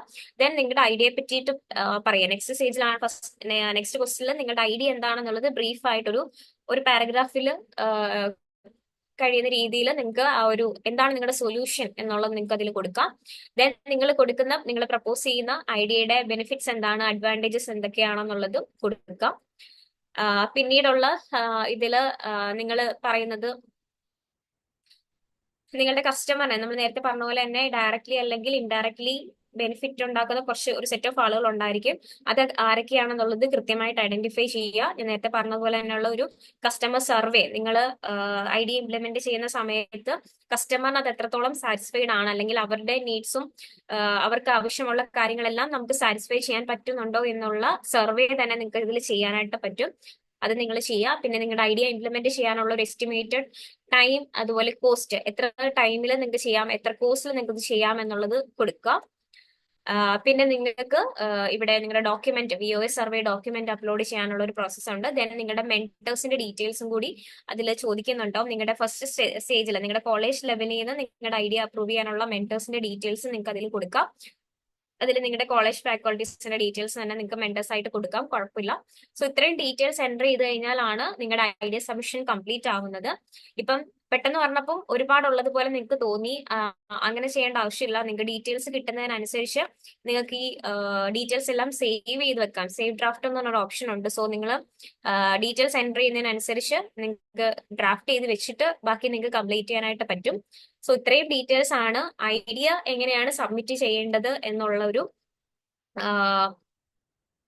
ഡീറ്റെയിൽസ് വരുന്നത്. സോ ഇതില് ഞാൻ ഈ പറഞ്ഞ പ്രോസസ് ഞാൻ കുറച്ച് സ്പീഡിൽ പറഞ്ഞു തോന്നുന്നു. എന്നാലും നിങ്ങൾക്ക് ഡൗട്ട്സ് ഉണ്ടെങ്കിൽ, ഈ ഒരു രജിസ്ട്രേഷൻ പ്രോസസ്സുമായി ബന്ധപ്പെട്ട് നിങ്ങൾക്ക് ഡൗട്ട്സ് ഉണ്ടെങ്കിൽ ഇപ്പൊ ഒന്ന് ചോദിക്കാം. പിന്നെ നിങ്ങളുടെ ഇപ്പൊ ഞാൻ പറഞ്ഞു നിങ്ങൾക്ക് ടൈം ഉണ്ട്, അല്ലെങ്കിൽ ഡ്രാഫ്റ്റ് ചെയ്ത് വെക്കാൻ നിങ്ങൾക്ക് പറ്റുമെന്ന് പറഞ്ഞു. പക്ഷെ അതിനുള്ള ഒരു കാര്യം, നിങ്ങൾക്ക് അധികം ടൈം ഇല്ല. December 10th ആണ് നമ്മുടെ YAPയുടെ രജിസ്ട്രേഷൻ ലാസ്റ്റ് ഐഡിയ സബ്മിഷന്റെ ഡേറ്റ് എന്ന് പറയുന്നത്. സോ ഇന്ന് 5th ആയി. സോ ഐഡിയ സബ്മിഷൻ ഇപ്പം ഏതെങ്കിലും ഒരു ഗ്രൂപ്പ് ഒക്കെ വരെ നിങ്ങൾ ക്രിയേറ്റ് ചെയ്തിട്ടുണ്ടെങ്കിൽ ഐഡിയ സബ്മിഷൻ എത്രയും പെട്ടെന്ന് കംപ്ലീറ്റ് ചെയ്യുക. ബാക്കിയുള്ള പ്രോസസ്സിലാണ് നിങ്ങൾ നിൽക്കുന്നതെങ്കിൽ അടുത്തുള്ള ഓരോ സ്റ്റേജുകളും കംപ്ലീറ്റ് ചെയ്ത് ഐഡിയ സബ്മിഷനിലോട്ട് എത്രയും പെട്ടെന്ന് എത്തുക.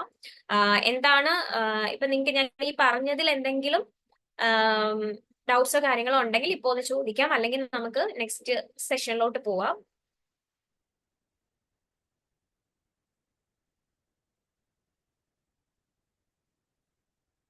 കോളേജ് സ്റ്റുഡൻസിന് നമുക്ക് കോളേജിന് മാത്രമല്ല സ്കൂൾ സ്റ്റുഡൻസിന് പറ്റും. പക്ഷെ ഓൾറെഡി അത് കഴിഞ്ഞു. നമുക്ക് June to August ആയിരുന്നു, June to September ആയിരുന്നു സ്കൂൾ സ്റ്റുഡൻസിന്റെ പാർട്ടിസിപ്പേഷൻ ഉണ്ടായിരുന്നത്. അത് 14 ഡിസ്ട്രിക്റ്റിൽ നമ്മൾ കഴിഞ്ഞതാണ്, കംപ്ലീറ്റ് ചെയ്തതാണ്. YAP 8.0 സ്കൂൾ ലെവൽ കഴിഞ്ഞതാണ്. നമുക്ക് 4 കാറ്റഗറിയിലാണ് പാർട്ടിസിപ്പേഷൻ വരുന്നത്. ഇൻഡിവിജ്വൽ പറ്റില്ല കേട്ടോ. ഞാൻ നേരത്തെ പറഞ്ഞ പോലെ തന്നെ ഇൻഡിവിജ്വൽ പറ്റില്ല. നമുക്ക് മിനിമം 2 പേര് വേണേ. 4 കാറ്റഗറിയാണ് നമുക്ക് വരുന്നത്. ഫസ്റ്റ് സ്കൂളാണ്, then engineering, arts, polytechnic students, universities ഒക്കെ വരും.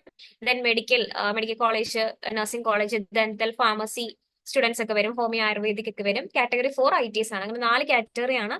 അതിൽ സ്കൂൾ ലെവൽ ഓൾറെഡി കഴിഞ്ഞു. പിന്നീടുള്ള ബാക്കിയുള്ള എല്ലാ കോളേജിന്റെ എല്ലാ സ്ട്രീമുകാരും ഒരുമിച്ചാണ് പാർട്ടിസിപ്പേറ്റ് ചെയ്യുന്നത്. നമുക്ക് ഇൻഡിവിജ്വലി പറ്റില്ല, ഗ്രൂപ്പായിട്ട് തന്നെ പറ്റുള്ളൂ. മിനിമം 2 പേരെങ്കിലും വേണം. കോളേജ് ജസ്റ്റ് ഇപ്പൊ പാസ് ഔട്ട് ആയതേ ഉള്ളോ ആര്യ?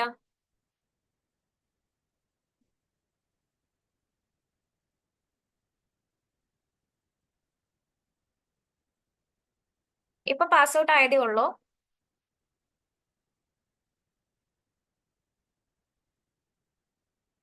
നിങ്ങൾ സ്റ്റുഡൻസ് രജിസ്റ്റർ ചെയ്യുന്ന സമയത്ത് നിങ്ങളുടെ കോളേജ് ഏതാണെന്നുള്ളത്, നിങ്ങൾ പഠിക്കുന്ന സ്ഥാപനം ഏതാണെന്നുള്ളത് ചോദിക്കുന്നുണ്ട്.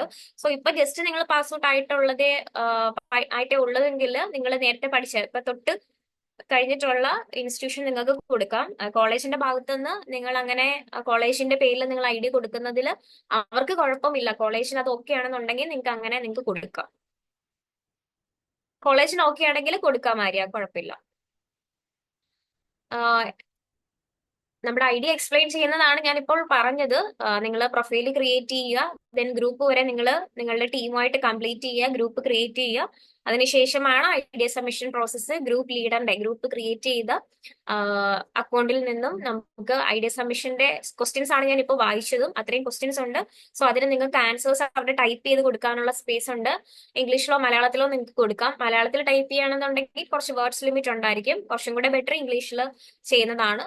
സോ അവിടെ അങ്ങനെയാണ് ഐഡിയ എക്സ്പ്ലെയിൻ ചെയ്യേണ്ടത്.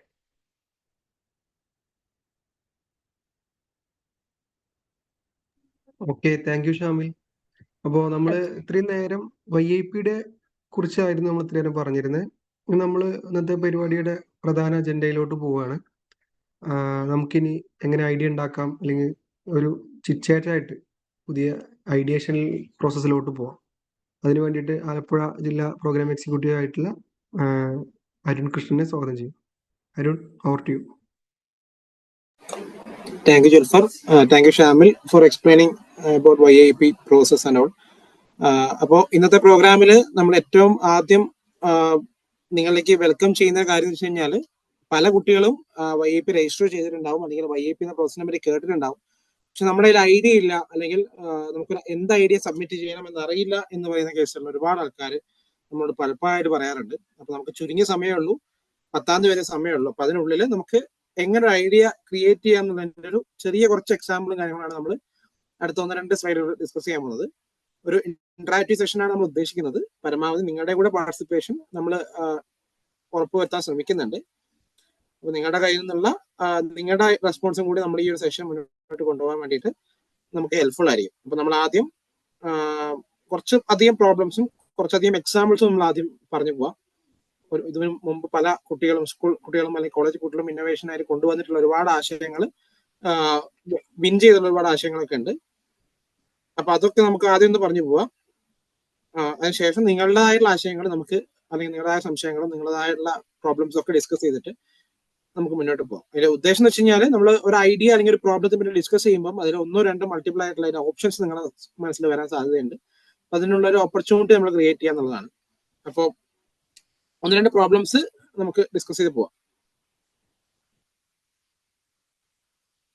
അല്ലെ ജുൽഫർ? അതല്ലേ നല്ലത്?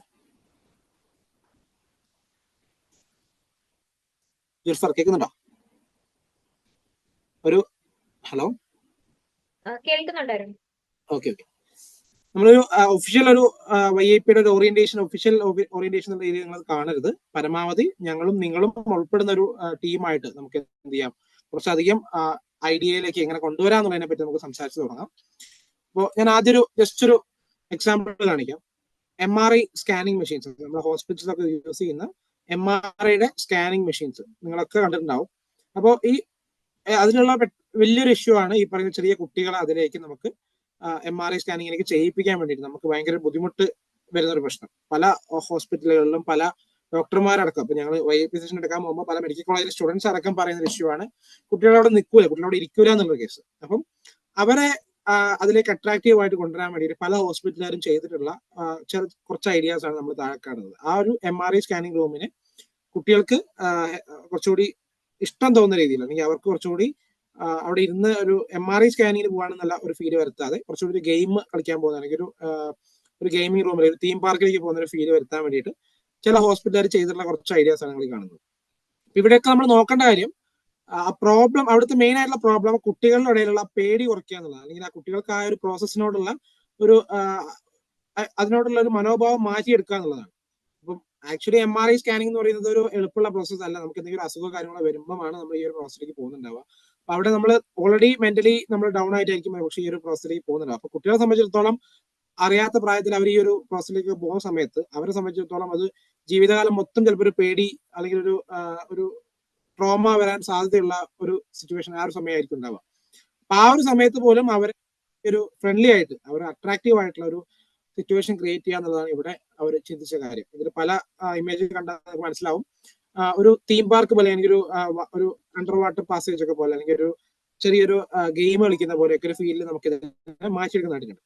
ഇതേപോലെ മറ്റൊരു എക്സാമ്പിൾ ആണ്, ഇതേപോലെ മെഡിക്കൽ ഫീൽഡിൽ തന്നെ ചെയ്തിട്ടുള്ള മറ്റൊരു ചെറിയൊരു ഇന്നോവേഷന്റെ ഇമേജുകളാണ് തൊട്ട് കാണുന്നത്. നമ്മുടെ പല്ല് ഡോക്ടർമാരെടുത്ത് ഈ പറയുന്ന കുട്ടികളെ കൊണ്ട് ഇരുത്തിയിട്ട് പല്ല് ക്ലീൻ ചെയ്യാൻ, അല്ലെങ്കിൽ പല്ലുമായി ബന്ധപ്പെട്ട പണികൾ എടുക്കാൻ വേണ്ടിയിട്ട് നമുക്ക് ഒരുപാട് ബുദ്ധിമുട്ടുകളുണ്ട്. നമ്മുടെ മുമ്പ് YAPയിലൊക്കെ വന്നിട്ടുള്ള ദന്ത ഡോക്ടർ അല്ലെങ്കിൽ ഡെന്റൽ ഫീൽഡിൽ വർക്ക് ചെയ്യുന്നതും അല്ലെങ്കിൽ അതുമായി ബന്ധപ്പെട്ട പഠിക്കുന്ന കുട്ടികളും ഒക്കെ പറയുന്ന ഇഷ്യൂ ആണ്, ഇത്തരത്തിലുള്ള ക്ലിനിക്കുകളിൽ അല്ലെങ്കിൽ ഇത്തരത്തിലുള്ള സ്ഥലങ്ങളിൽ കുട്ടികളെ മാനേജ് ചെയ്യാൻ നമുക്ക് പറ്റില്ല എന്നുള്ളത്. അപ്പൊ അതിനൊക്കെ വേണ്ടിയിട്ട് ചെയ്തിട്ടുള്ള ഒരു ഇന്നോവേഷൻ, അല്ലെങ്കിൽ അതിനൊക്കെ ചെയ്തിട്ടുള്ള ഒരു ചെറിയ സിമ്പിൾ ആയിട്ടുള്ള ഐഡിയ ആണ് നമ്മൾ കാണുന്നത്. ആ ഒരു ദന്ത ഡോക്ടർ റൂമിനെ ജസ്റ്റ് ഒന്ന് ചെയ്തു റീഇമാജിൻ ചെയ്തിട്ട് ഒരു പുതിയ രീതിയിലേക്ക് അതിനെ മാറ്റിയെടുത്തു. അപ്പൊ ആ കുട്ടികൾക്ക് വന്നിരുന്നാൽ തന്നെ ഒരു പല്ല് ഡോക്ടർ എടുത്തിരിക്കുന്ന ഒരു ഫീൽ വരാതെ കുറച്ചുകൂടി ഗെയിം കളിക്കാൻ വേണ്ടിയിട്ട്, അല്ലെങ്കിൽ കുറച്ചുകൂടി എന്തെങ്കിലും അവർക്ക് ഇൻട്രസ്റ്റ് ഉള്ള കുറെ കാര്യങ്ങൾ ചെയ്യാൻ വേണ്ടി വന്നിരിക്കുന്ന ഒരു സ്ഥലം പോലെ തോന്നുകയും അവിടെ ഈ പറഞ്ഞ പ്രോസസ്സ് ഡോക്ടർമാർക്ക് ഈസി ആയിട്ട് ചെയ്യാൻ പറ്റും എന്നുള്ളതാണ്. ഞാൻ ഈ എക്സാമ്പിൾ കാണിച്ചിട്ടുള്ള ഇമേജ് ഒരു പക്ഷേ നിങ്ങൾക്ക് ഈ ഡെന്റൽ ഡോക്ടർ ഫീൽഡ് അല്ലാതെ മറ്റേതെങ്കിലും ഒരു ഫീൽഡിൽ നമ്മളൊക്കെ സ്ഥിരം യൂസ് ചെയ്യുന്ന അല്ലെങ്കിൽ സ്ഥിരം നമ്മൾ പോകുന്ന മാസത്തിൽ ഒരിക്കലെങ്കിലും നമ്മൾ പോകുന്ന ഏതോ ഒരു സ്ഥലത്ത് നമുക്ക് ഇതേ സാധനം വെച്ചിട്ട് ചെറിയ കുട്ടികളെ ഈസി ആയിട്ട് ഹാൻഡിൽ ചെയ്യാൻ പറ്റും. ഏതാണെന്ന് ആർക്കെങ്കിലും പറയാൻ പറ്റും?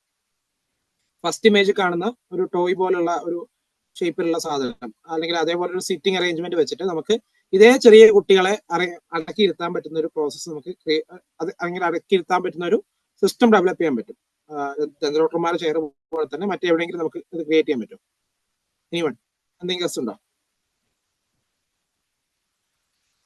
ഡെയിലി ലൈഫിൽ പ്രത്യേകിച്ച് ബോയ്സ് നമുക്ക് മാസം മാസം നമ്മൾ ചെയ്യുന്ന ഒരു പ്രോസസ്സാണ്.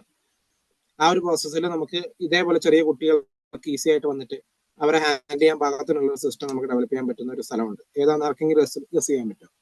ബാർബർ ഷോപ്പ് ആണോ? Barber shop.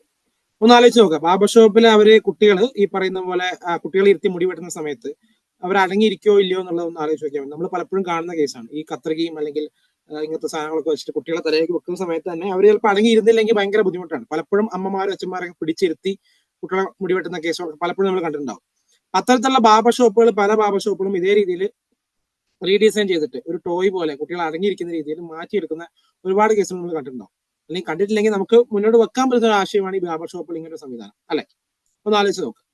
ഇതേപോലെ റിയൽ ലൈഫിൽ നമ്മൾ സ്ഥിരം കാണുന്ന ചെറിയ ചെറിയ കാര്യങ്ങളിൽ പോലും ചെറിയ പ്രശ്നങ്ങൾ നമ്മൾ കാണുന്നുണ്ടാവും. ആ ചെറിയ പ്രശ്നങ്ങളെ നമുക്ക് ഏതെങ്കിലും രീതിയിൽ ഒരു ഇന്നോവേഷൻ ആക്കി അല്ലെങ്കിൽ ഏതെങ്കിലും രീതിയിൽ മാറ്റിയെടുക്കാൻ പറ്റുന്നുണ്ടെങ്കിൽ അതിനെ നമുക്ക് ഇന്നോവേഷൻ എന്ന് പറയാം. അപ്പൊ നമ്മളെപ്പോഴും ഒരു ഐഡിയനെ പറ്റി ആലോചിക്കുമ്പോഴും ഒരു പ്രോബ്ലത്തിനെ പറ്റി ആലോചിക്കുമ്പോഴും ഒരു ഇന്നോവേഷനെ പറ്റി ആലോചിക്കുമ്പോഴും നമ്മൾ ഐഡിയ എന്താണ്, പ്രോബ്ലം എന്താണ്, നമ്മുടെ ഐഡിയ അങ്ങനെയാണ് ഇങ്ങനെയാണ്, റോക്കറ്റ് സയൻസ് ആണ്, വലിയൊരു കാര്യമാണ് ചിന്തിക്കുന്നതിനേക്കാളും ഏറ്റവും എളുപ്പം ഒരു നല്ലൊരു പ്രോബ്ലം കണ്ടെത്താൻ ശ്രമിക്കുന്നതാണ്. ഐഡിയ കണ്ടുപിടിക്കുന്നതിനേക്കാളും എത്രയോ എഫേർട്ട് എടുത്ത് നമ്മൾ ചെയ്യേണ്ട കാര്യം ഒരു പ്രോബ്ലം കണ്ടുപിടിക്കുക എന്നുള്ളതാണ്. അപ്പൊ നമ്മുടെ റിയൽ ലൈഫിൽ നമ്മൾ സ്ഥിരം കാണുന്ന ഒരുപാട് പ്രോബ്ലംസ് ഉണ്ട്. കുറച്ച് എക്സാമ്പിൾ നമ്മളിങ്ങനെ കാണിച്ചു പോവാം. ഈ ഒരു എക്സാമ്പിൾ, സ്കൂൾ ബാഗിന്റെ വെയിറ്റ്. പലപ്പോഴും വയനാട് ജില്ലത്തെ കുട്ടികളെ ഇവിടെ ഉണ്ടെങ്കിൽ നിങ്ങളൊക്കെ കോളേജിൽ നമ്മൾ വന്ന സമയത്ത് കാണിച്ചിരിക്കുന്ന ഒരു പ്രോബ്ലമാണ് സ്കൂൾ ബാഗിന്റെ വെയിറ്റ്. അതായത് ഒരുപാട് സ്കൂൾ കുട്ടികൾ അവരുടെ പുസ്തകത്തിന്റെ ബാഗിന്റെ വെയിറ്റ് കാരണം അനുഭവിക്കുന്ന ഒരുപാട് പ്രശ്നങ്ങളുണ്ട്. ഇതിന് എന്തെങ്കിലും ഒരു സൊല്യൂഷൻ നമുക്ക് കാണാൻ പറ്റുമോ എന്ന് ചോദിച്ചു കഴിഞ്ഞാൽ എന്താണ് നിങ്ങൾ പറയുക? ഫസ്റ്റ് മറുപടി എന്തായിരിക്കും?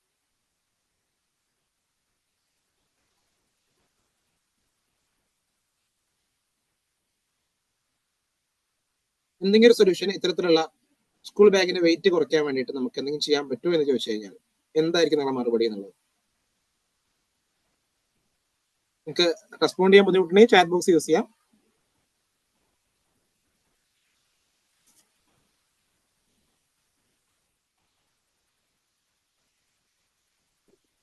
ടെക്സ്റ്റ് ബുക്സ് പാർട്ടാക്കിയാല് വെയിറ്റ് കുറയില്ലേ? ടെക്സ്റ്റ് ബുക്കുകൾ പാർട്ടായിട്ട് വെയിറ്റ് കുറയ്ക്കാം നമുക്ക്. ഓക്കെ, അതായത് ഓരോ ടേമിലേക്ക് അല്ലെങ്കിൽ ഓരോ സെക്ഷൻ ആയിട്ട് നമുക്ക് ആ പുസ്തകങ്ങളെ ടെക്സ്റ്റ് ബുക്കുകളെ മാറ്റിയെടുക്കാം. ഓക്കെ, നല്ലൊരു ഐഡിയ ആണ്. വേറെ എന്തെങ്കിലും ഉണ്ടോ?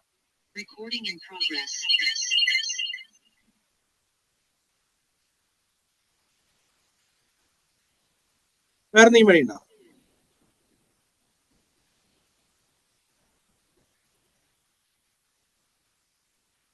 ഒന്ന് ആലോചിച്ച് നോക്കുക. നിങ്ങൾക്ക് എന്തെങ്കിലും അത് ഭയങ്കര കോംപ്ലിക്കേറ്റഡ് ആയിട്ടുള്ള വലിയ സിസ്റ്റം ഒന്നും ആലോചിക്കില്ല. ഡിജിറ്റലൈസേഷൻ പറ്റും. ഓക്കെ, അതായത് നമ്മുടെ പുസ്തകങ്ങളെ അല്ലെങ്കിൽ നമ്മുടെ ടെക്സ്റ്റ് ബുക്കിനെ നോട്ട് ബുക്കിനെ ഡിജിറ്റൽ സംവിധാനമാക്കി നമുക്ക് മാറ്റിക്കൂടെ എന്നുള്ളത്. ഈ ബുക്ക് എന്നുള്ള സംവിധാനം നമുക്ക് ചെയ്യാം. ഓക്കെ, പിന്നെ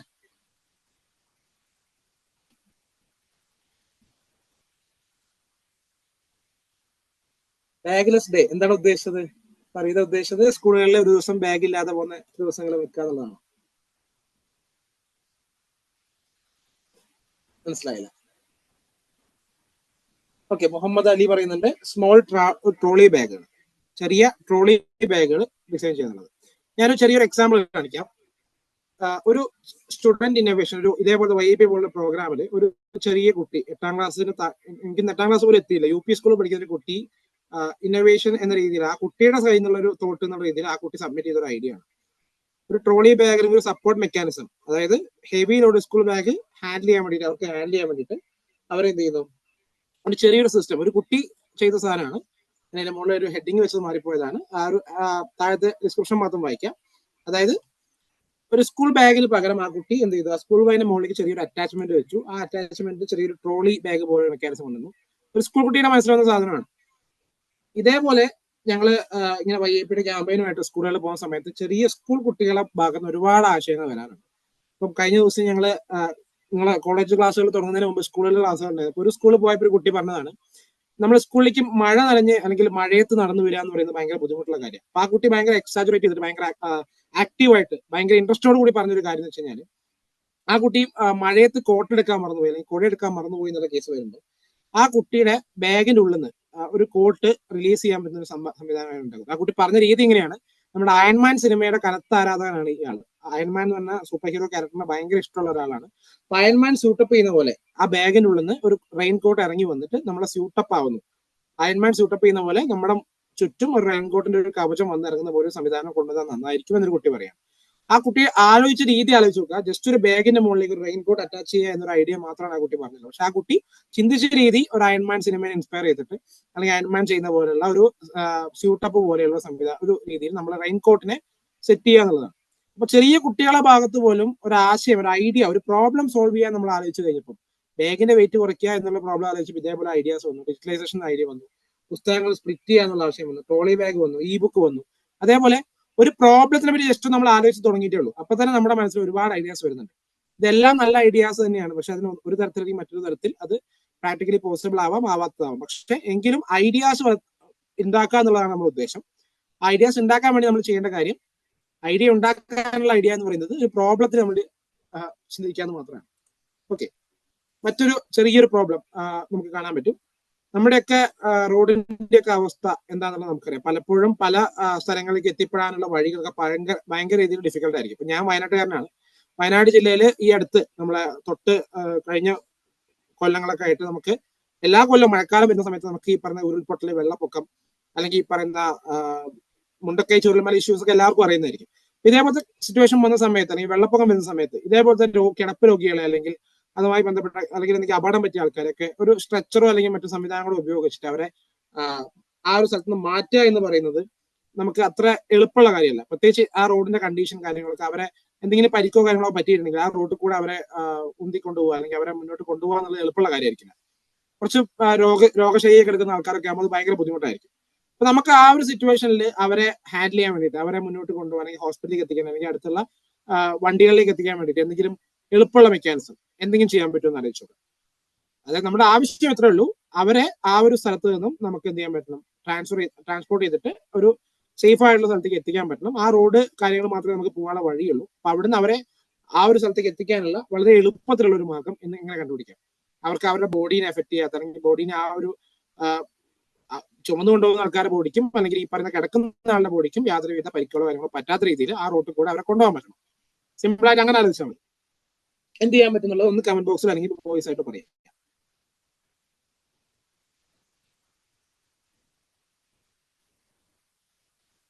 നമുക്ക് എന്ത് ചെയ്യാൻ പറ്റും? ഒരു ഓപ്പൺ സ്പേസ് ആണ്, നിങ്ങൾക്ക് എല്ലാവർക്കും സംസാരിക്കാം, നോ പ്രോബ്ലം. ആരും നിങ്ങളെ ഇവാലുവേറ്റ് ചെയ്യൊന്നുമില്ല. ഓക്കെ, മൈക്ക് അൺമ്യൂട്ട് ചെയ്ത് എല്ലാവർക്കും പറയാം.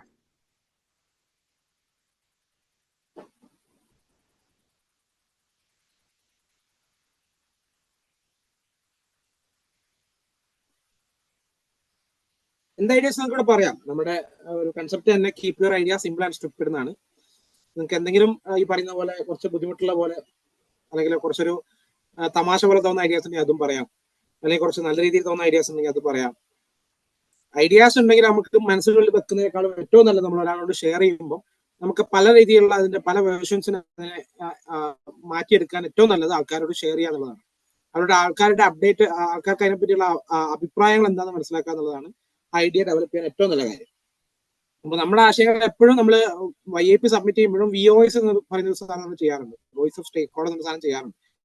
നേരത്തെ ഷാമിലും ഇത് പറഞ്ഞു, നമ്മൾ VOSുമായി ബന്ധപ്പെട്ട വീഡിയോ കാണുന്നൊക്കെ പറഞ്ഞു. അപ്പൊ എന്താണെന്ന് വെച്ച് കഴിഞ്ഞാൽ നമ്മുടെ ഐഡിയ ആർക്കൊക്കെ അഫക്ട് ചെയ്യുന്നു അല്ലെങ്കിൽ ആരെയൊക്കെ സഹായിക്കുന്നു എന്ന് നമ്മൾ മനസ്സിലാക്കുകയും അവരോട് നമ്മുടെ ഐഡിയനെ പറ്റിയിട്ടും ആ ഒരു പ്രോബ്ലത്തിനെ പറ്റിയിട്ടും ഡിസ്കസ് ചെയ്തിട്ട് നമ്മുടെ ഐഡിയ ഡെവലപ്പ് ചെയ്യുക എന്നുള്ളതിനാണ് VOS എന്ന് പറയാം. അപ്പോൾ ആ ഒരു ഏതൊരു ഐഡിയ ആണെങ്കിലും അത് ഒരു തരത്തിലെങ്കിൽ മറ്റൊരു തരത്തിൽ എല്ലാവരെയും ബാധിക്കുന്ന കാര്യമാണ്. സ്റ്റേക്ക് ഹോൾഡർ എന്ന് പറയുന്നത് ഭയങ്കര വൈഡ് ആയിട്ടുള്ള ഒരു കാറ്റഗറി വരുന്ന ആൾക്കാരാണ്. അപ്പം നമുക്കത് സംസാരിക്കാൻ പറ്റുന്നൊരു സ്പേസ് ഉണ്ടാവുക എന്നുള്ളത്.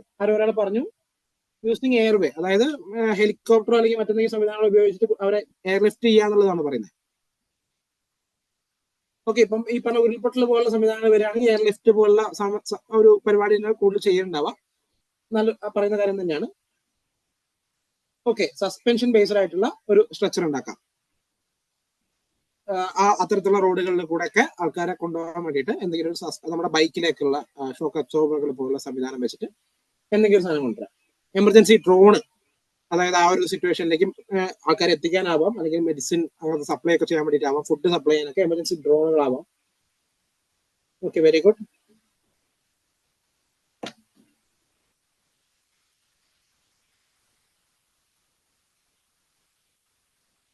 ഇനി വേറെ എന്തെങ്കിലും ഉണ്ടോ?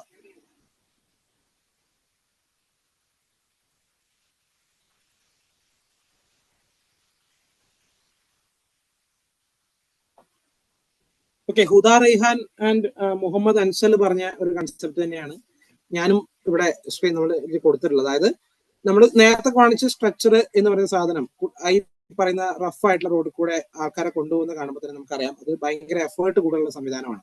നമുക്ക് ആ ഒരു റോഡിൽ കൂടെ ഇത്രയും ആൾക്കാർ ചുമന്നുകൊണ്ട് ആൾക്കാരെ കൊണ്ടുപോകാന്നുള്ളത് കുറച്ച് ബുദ്ധിമുട്ടാണ്. ഇനിയിപ്പോ വീലുള്ള സ്ട്രക്ചർ ആണെങ്കിൽ പോലും അത് ഈ പറയുന്ന റോഡിൽ കൂടെ നമുക്ക് കൊണ്ടുപോകാന്നുള്ളത് എളുപ്പമുള്ള കാര്യമില്ല. അപ്പൊ അതിന് സിമ്പിൾ ആയിട്ട് നമുക്ക് ഇങ്ങനെ ഒരു സാധനം കൊണ്ടുവരാം. സസ്പെൻഷൻ കാര്യങ്ങളൊക്കെ ഉള്ള ഒരു സ്ട്രക്ചർ വേണമെങ്കിൽ കൊണ്ടുവരാം. അത്രയും റഫ് ആയിട്ടുള്ള റോഡുകളിൽ കൂടെ ആൾക്കാരെ വൈബ്രേഷൻ ഒക്കെ അബ്സോർബ് ചെയ്ത സസ്പെൻഷൻ ഈ വൈബ്രേഷൻ അബ്സോർബ് ചെയ്യും. ആ ആൾക്കാരുടെ കിടക്കുന്ന ആൾക്കാർക്ക് എഫക്ട് ചെയ്യാത്ത രീതിയിൽ നമ്മുടെ ബൈക്കിൽ ഷോക്ക് അബ്സോർബർ എങ്ങനെയാണ് യൂസ് ചെയ്യുന്നത് അതേപോലെ തന്നെ നമുക്ക് എന്ത് ചെയ്യാം, ഈ ഒരു സ്ട്രക്ചറിൽ നമുക്ക് എന്ത് ചെയ്യാം, സെറ്റ് ചെയ്യാന്നുള്ളതാണ്. ഓക്കെ, വേറെ എന്തെങ്കിലും കൺസെപ്റ്റ് ഉണ്ടോ? ഇപ്പൊ നമ്മൾ പറയുന്ന ഐഡിയാസ് ഒന്നും അത്ര അടിപൊളി ഐഡിയാസ് ആയിരിക്കുമെന്നൊന്നും നമുക്ക് അഭിപ്രായമില്ല. നമ്മൾ ജസ്റ്റ് ഒരു എക്സാമ്പിൾ മാത്രം പറയുകയാണ്. ഇതിനേക്കാളും സിമ്പിൾ ആയിട്ടുള്ള, ഇതിനേക്കാളും വളരെ എഫക്റ്റീവ് ആയിട്ടുള്ള ഐഡിയാസ് നിങ്ങളുടെ ഭാഗത്തുനിന്ന് വരാം. ഒന്ന് ആലോചിച്ച് നോക്കാം നമുക്ക് എങ്ങനെ ഈസി ആയിട്ട് പ്രശ്നം പരിഹരിക്കാമെന്ന്.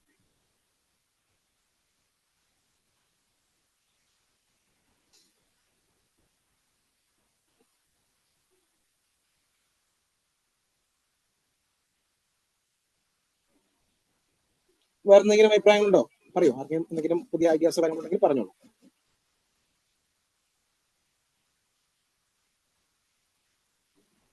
ഹൈഡ്രജൻ ബലൂൺ പോലെ നമുക്ക് എന്തെങ്കിലും സെറ്റപ്പ് ആയാലോ? ഹൈഡ്രജൻ ബലൂൺ പോലെ ആ പേഷ്യൻസിനെ പൊക്കിയെടുത്ത് കൊണ്ടുപോകാൻ തന്നെയാണോ ഉദ്ദേശിക്കുന്നത്? Yes, something crazy. സ്പെഷ്യലൈസ്ഡ് ആയിട്ടുള്ള ആംബുലൻസ് എന്ന് പറയുന്നുണ്ട് അശ്വതി KP. ഇത്തരത്തിലുള്ള റഫ് ആയിട്ടുള്ള റോഡ് കൂടിയൊക്കെ നമുക്ക് കൊണ്ടുപോകാൻ പറ്റുന്ന സ്പെഷ്യലൈസ്ഡ് ആയിട്ടുള്ള ആംബുലൻസ്. ഓക്കെ, ആലോചിക്കാവുന്നതാണ്. നമുക്ക് വേണമെങ്കിൽ ഈ പറയുന്ന പോലെ ഓഫ് റോഡ് വെഹിക്കിൾസ് ഒക്കെ വേണമെങ്കിൽ നമുക്ക് ആംബുലൻസ് പോലെ യൂസ് ചെയ്തിട്ട് ആ സമയത്ത് കൊണ്ടുപോകാൻ ആൾക്കാർ ആ രീതിയിൽ ആലോചിച്ചു. വലിയൊരു കമ്മ്യൂണിറ്റിയാണ് ഓഫ് റോഡ് വെള്ളപ്പൊക്കത്തിലും ഒക്കെ അല്ലെങ്കിൽ ഇങ്ങനത്തെ സാഹചര്യത്തിലൊക്കെ ആൾക്കാരെ റെസ്ക്യൂ ചെയ്യാൻ പോകുന്ന വലിയ വലിയ ആൾക്കാരുണ്ട്. വലിയ ഈ പറയുന്ന ഓഫ് റോഡേഴ്സ് ഒക്കെ ഉണ്ട്. അപ്പൊ അവരെ നമുക്ക് ഈ ഒരു സാഹചര്യം യൂസ് ചെയ്യാം. അങ്ങനെയും ആലോചിക്കാം. വേറെ എന്തെങ്കിലും ഉണ്ടോ? സിമ്പിൾ ആയിട്ടുള്ള കൺസെപ്റ്റുകൾ ഒന്ന് ആലോചിച്ച് നോക്കാം. വളരെ സിമ്പിൾ ആയിട്ട് എന്തൊക്കെ ചെയ്യാൻ പറ്റുന്ന ആലോചിച്ച് നോക്കാം. ഓക്കെ, ഒന്ന് ഇരുന്ന് ആലോചിക്കുക. നിങ്ങൾക്ക് ഈ ഒരു പ്രോബ്ലം വേണമെങ്കിൽ നല്ലൊരു പ്രോബ്ലം ആയിട്ട് എടുക്കാം, ഒരു നല്ലൊരു സൊല്യൂഷൻ. കാരണം ഇപ്പൊ പ്രത്യേകിച്ച് വയനാട് പോലുള്ള സ്ഥലങ്ങൾ, അല്ലെങ്കിൽ കുറച്ചുകൂടി റൂറൽ ഏരിയാസ് ഏറ്റവും കൂടുതലുള്ള സ്ഥലങ്ങൾ, വയനാട്, കാസർഗോഡ് അല്ലെങ്കിൽ ഇടുക്കി, ഇങ്ങനത്തെ കുറച്ച് ഹൈ റേഞ്ച് ഏരിയാസ് ഒക്കെ ഏറ്റവും കൂടുതൽ ആവശ്യം വരുന്ന ഒരു മെക്കാനിസമാണ് ഇങ്ങനത്തെ സ്ട്രക്ചറുകൾ, ഇങ്ങനത്തെ സംവിധാനങ്ങളൊക്കെ. ആ രീതിയിലൊക്കെ വേണമെങ്കിൽ ആലോചിച്ച് നോക്കാം. ഓക്കെ, വേറൊരു പ്രോബ്ലം നമുക്ക് കാണാം. നമ്മളൊക്കെ പലപ്പോഴും ഡിസ്കസ് ചെയ്യാനുള്ള പ്രോബ്ലമാണ് ഈ ബെഡ് റിട്ടേൺ ആയുള്ള പേഷ്യൻസിന്, അല്ലെങ്കിൽ എന്തെങ്കിലും വയ്യാറായ പേഷ്യൻസിന് ബെഡിൽ നിന്ന് നമുക്ക് എന്തെങ്കിലും ടോയ്ലറ്റ് ആവശ്യങ്ങൾക്കോ മറ്റെന്തെങ്കിലും ആവശ്യങ്ങൾക്ക് അടുത്ത സ്ഥലത്തേക്ക് കൊണ്ടുവരാന്നുള്ളത് അത്ര എളുപ്പമുള്ള കാര്യമല്ല. പ്രത്യേകിച്ച് ബെഡ് റിട്ടേൺ ആയുള്ള ആൾക്കാർ കുറച്ച് വെയിറ്റ് ഉള്ള ആൾക്കാരും കൂടി ആണെങ്കിൽ അവരെ ചെയറിലേക്ക് മാറ്റുക, വീണ്ടും പിന്നെ ടോയ്ലറ്റിലേക്ക് മാറ്റുക എന്നൊക്കെ പറയുന്നത് അത്ര എളുപ്പമുള്ള കാര്യമല്ല. ടോയ്ലറ്റ് ആവശ്യങ്ങൾക്ക് ആയിരിക്കും പൊതുവെ അവരെ എണീപ്പിക്കേണ്ടി വരിക, അല്ലെങ്കിൽ കുളിപ്പിക്കാനോ മറ്റുമായിരിക്കും. അപ്പൊ അതിനെന്ത് സൊല്യൂഷൻ നമുക്ക് കൊണ്ടുവരാൻ പറ്റും? അത് ഇഷ്ടംപോലെ ഐഡിയാസ് വരാറുണ്ട് ഈ ഒരു കേസിൽ. നമ്മുടെ ആവശ്യത്താണ് ആ ബെഡിൽ കിടക്കുന്ന മുത്തശ്ശീനെ നമുക്ക് ടോയ്ലറ്റ് ആവശ്യത്തിന് വേണ്ടി ടോയ്ലറ്റ് കൊണ്ടുപോയി തിരിച്ചു കൊണ്ടുവരാൻ പറ്റണം. നമുക്ക് അവരെ അവരുടെ വെയിറ്റോ മറ്റു പ്രശ്നങ്ങളോ ഒന്നും നമ്മളെ ബാധിക്കാതെ നമുക്ക് അവരെ ട്രാൻസ്ഫർ ചെയ്യാൻ പറ്റണം. എന്ത് ഐഡിയ കൊണ്ടുവരാൻ പറ്റും?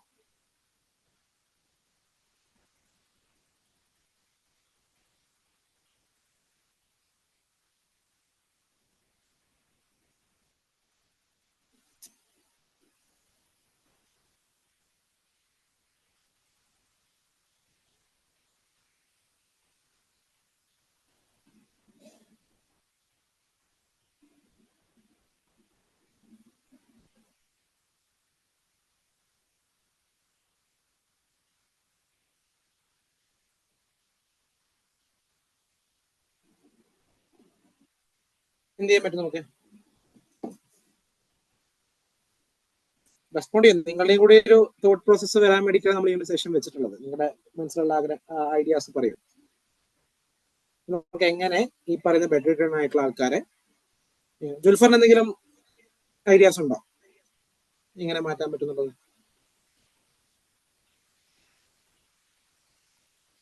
ജുൽഫറ കേൾക്കുന്നില്ലേ? കേൾക്കാം. അവർക്കൊന്നും കിട്ടിയിട്ടില്ല ഒന്നും ഐഡിയ, അതാണ്. നമുക്ക് കുറച്ച് അങ്ങോട്ടോട്ട് സംസാരിക്കുമ്പോൾ ചിലപ്പോൾ കിട്ടുമായിരിക്കും. Portable toilet. Okay, Fareeda Imtiaz പറയുന്നുണ്ട് portable toilet to the bed. അതായത് ബെഡിനടുത്തേക്ക് നമുക്ക് മൂവ് ചെയ്ത് കൊണ്ടുവരാൻ പറ്റുന്ന ടോയ്ലറ്റ് സീറ്റുകൾ അല്ലെങ്കിൽ ടോയ്ലറ്റുമായി ബന്ധപ്പെട്ട കാര്യങ്ങൾ ചെയ്യാം. ഓക്കെ. വീൽ ചെയർ റോബോട്ട്, ആര്യാപ്പി പറയുന്നുണ്ട് വീൽ ചെയർ റോബോട്ട് വെച്ചിട്ട് എങ്ങനെയാണ്? മനസ്സിലായില്ല എന്താണ് ഉദ്ദേശിച്ചത് എന്നുള്ളത് കുറച്ചുകൂടി ഡീറ്റെയിൽ ആയിട്ട് പറഞ്ഞാൽ നന്നായിരുന്നു.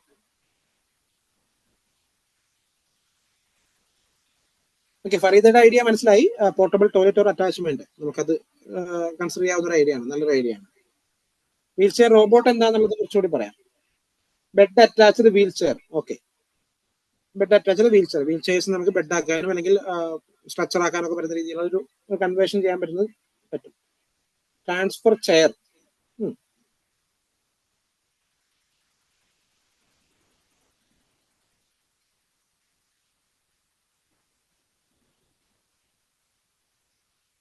ഓക്കെ, ഒരു ചെറിയ എക്സാമ്പിൾ ആദ്യം കാണിക്കാം.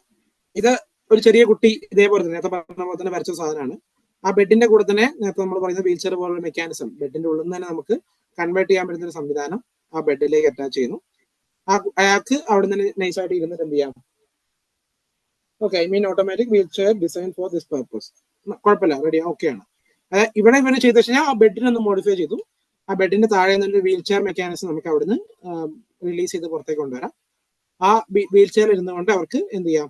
നേരെ ടോയ്ലറ്റ് സീറ്റിലേക്ക് പോയിരിക്കാം. ആ വീൽ ചെയറിന്റെ പ്രത്യേകത വെച്ച് കഴിഞ്ഞാൽ ആ വീൽ ചെയറിന്റെ ഉള്ളിലൊരു നമുക്ക് ടോയ്ലറ്റ് സീറ്റിലേക്ക് നേരെ അറ്റാച്ച് ചെയ്യാൻ പറ്റുന്ന മെക്കാനിസം വീൽ ചെയറിൽ ആഡ് ചെയ്തിട്ടുണ്ട്.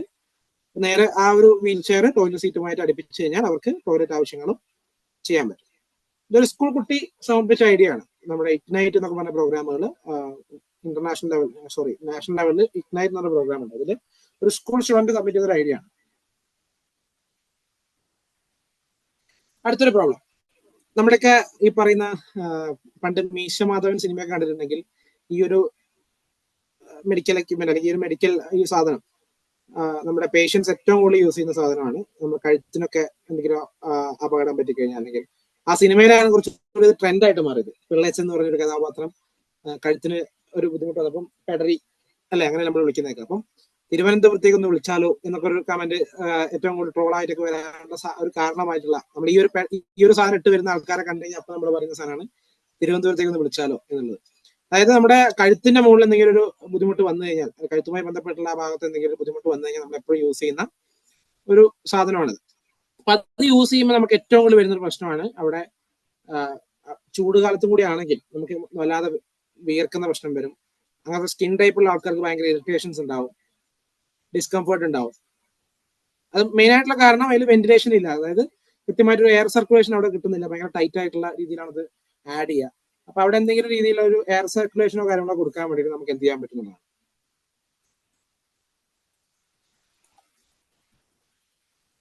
എന്തെങ്കിലും ചെയ്യാൻ പറ്റും. നമുക്ക് അതിനെ എന്തെങ്കിലും രീതിയിൽ റീഡിസൈൻ ചെയ്യാൻ പറ്റും. ഒന്ന് ആലോചിച്ച് നോക്കും.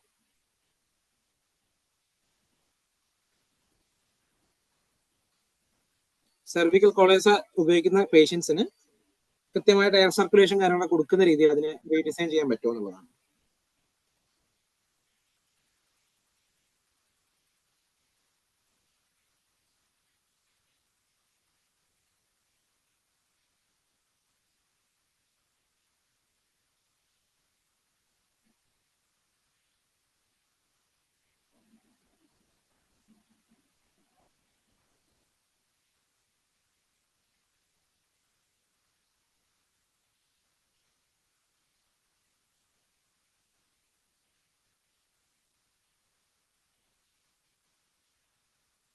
എന്തെങ്കിലും വഴിയുണ്ടോ?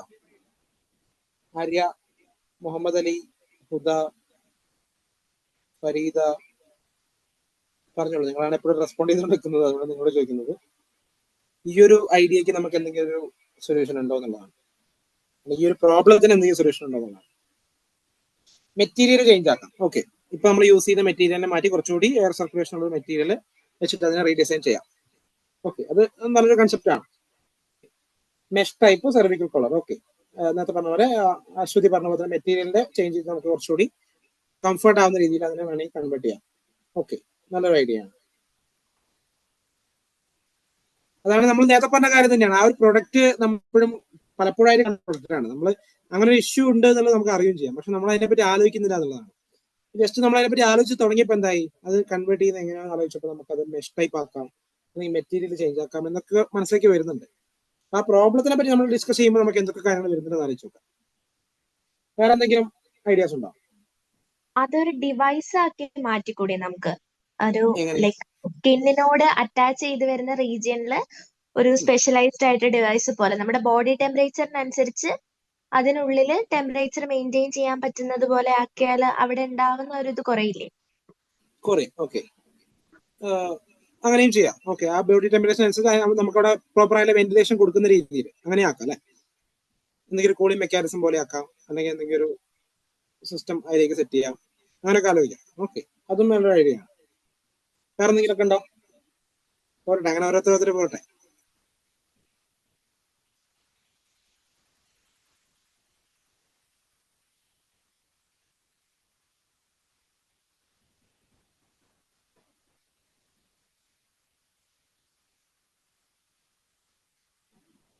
ചർച്ചകൾ വരട്ടെ. ചർച്ചകൾ വരുമ്പോൾ നല്ല നല്ല ഐഡിയാസ് ഇതേപോലെ വരും.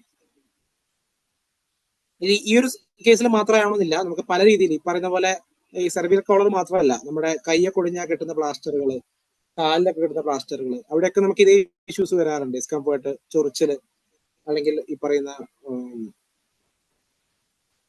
ഇഷ്യൂസ് ഒക്കെ വരാറുണ്ട്. അവിടെയൊക്കെ നമുക്ക് എന്ത് ചെയ്യാൻ പറ്റും, ഇതേപോലെ കാര്യങ്ങൾ യൂസ് ചെയ്യാൻ പറ്റും. ഓക്കെ, ഇവിടെ ഒരു സ്റ്റുഡന്റ് ചെയ്തിട്ടുള്ള ഒരു സാധനം എന്ന് പറയുന്നത് ചെറിയൊരു വെന്റിലേഷൻ സിസ്റ്റം അവിടെ ഇന്റഗ്രേറ്റ് ചെയ്തു എന്നുള്ളതാണ്.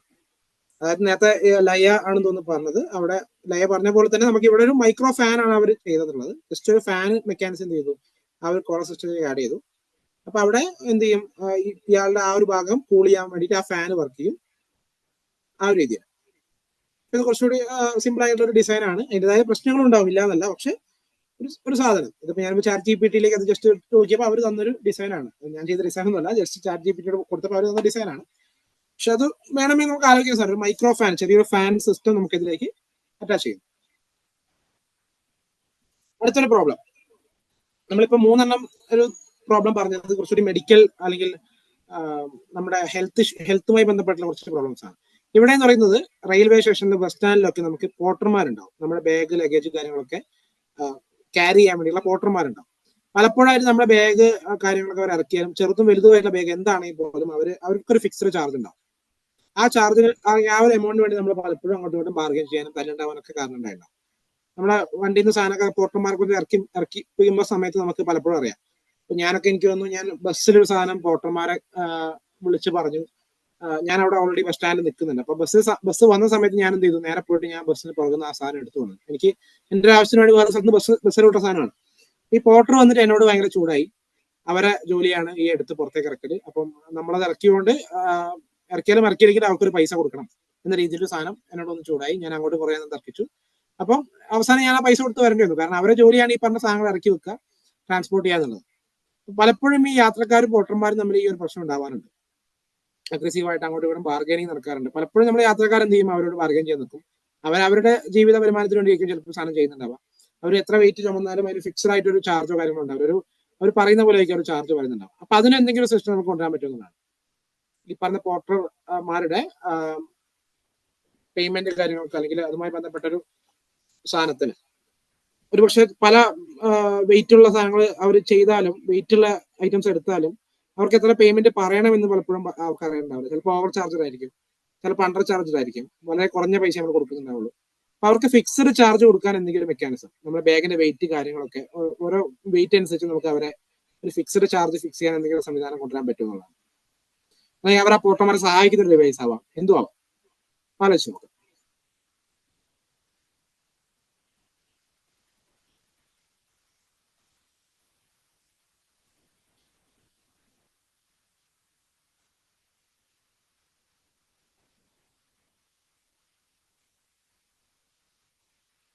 എന്തെങ്കിലും സംവിധാനം അവർക്ക് വേണ്ടി ചെയ്യാൻ പറ്റുന്നതാണ്. Portable and weight calculating machine. Okay, അതായത് ട്രാവലർ കൊണ്ടുവരുന്ന ബാഗ് അല്ലെങ്കിൽ മറ്റു സാധനങ്ങളുടെ വെയിറ്റ് നമുക്ക് അവിടുന്ന് കാൽക്കുലേറ്റ് ചെയ്യാനും അതിന് കണക്കാക്കിയിട്ടുള്ള ഒരു എമൗണ്ട് പേയ്മെന്റ് വാങ്ങാൻ ആ രീതിയിലാണ് ഉദ്ദേശിക്കുന്നത്. Okay,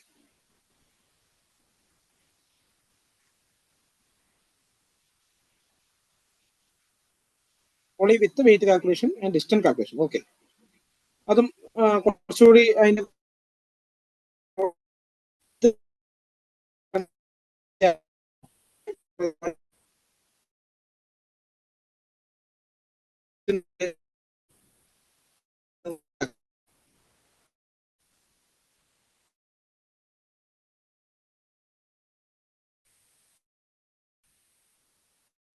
Arun voice break ആയായിരുന്നു.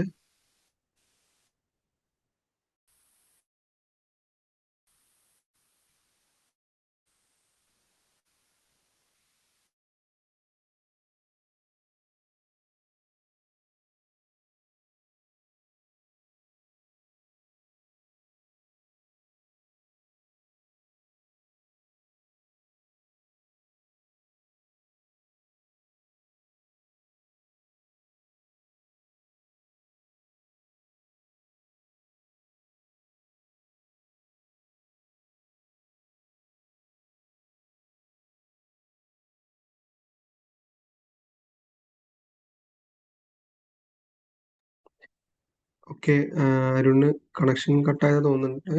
Meanwhile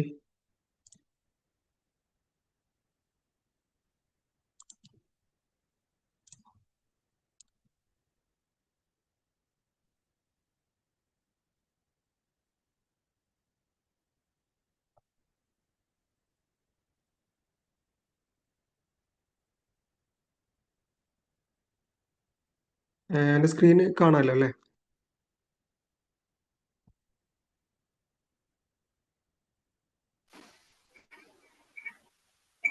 Johnson ഒന്ന് കണ്ടിന്യൂ ചെയ്യൂ. ഓക്കെ,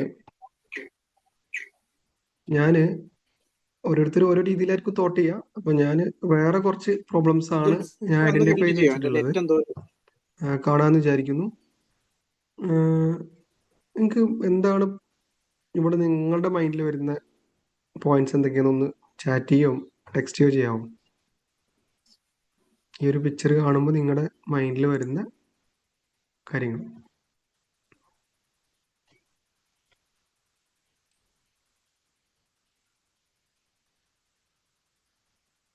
ആർക്കും ഒന്നും തോന്നുന്നില്ല. Old train, okay.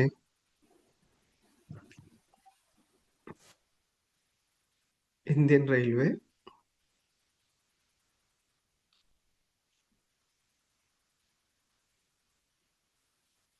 നമ്മൾ പോയ ട്രെയിൻ യാത്രകൾ ഓർമ്മ വരുന്നുണ്ടാവും.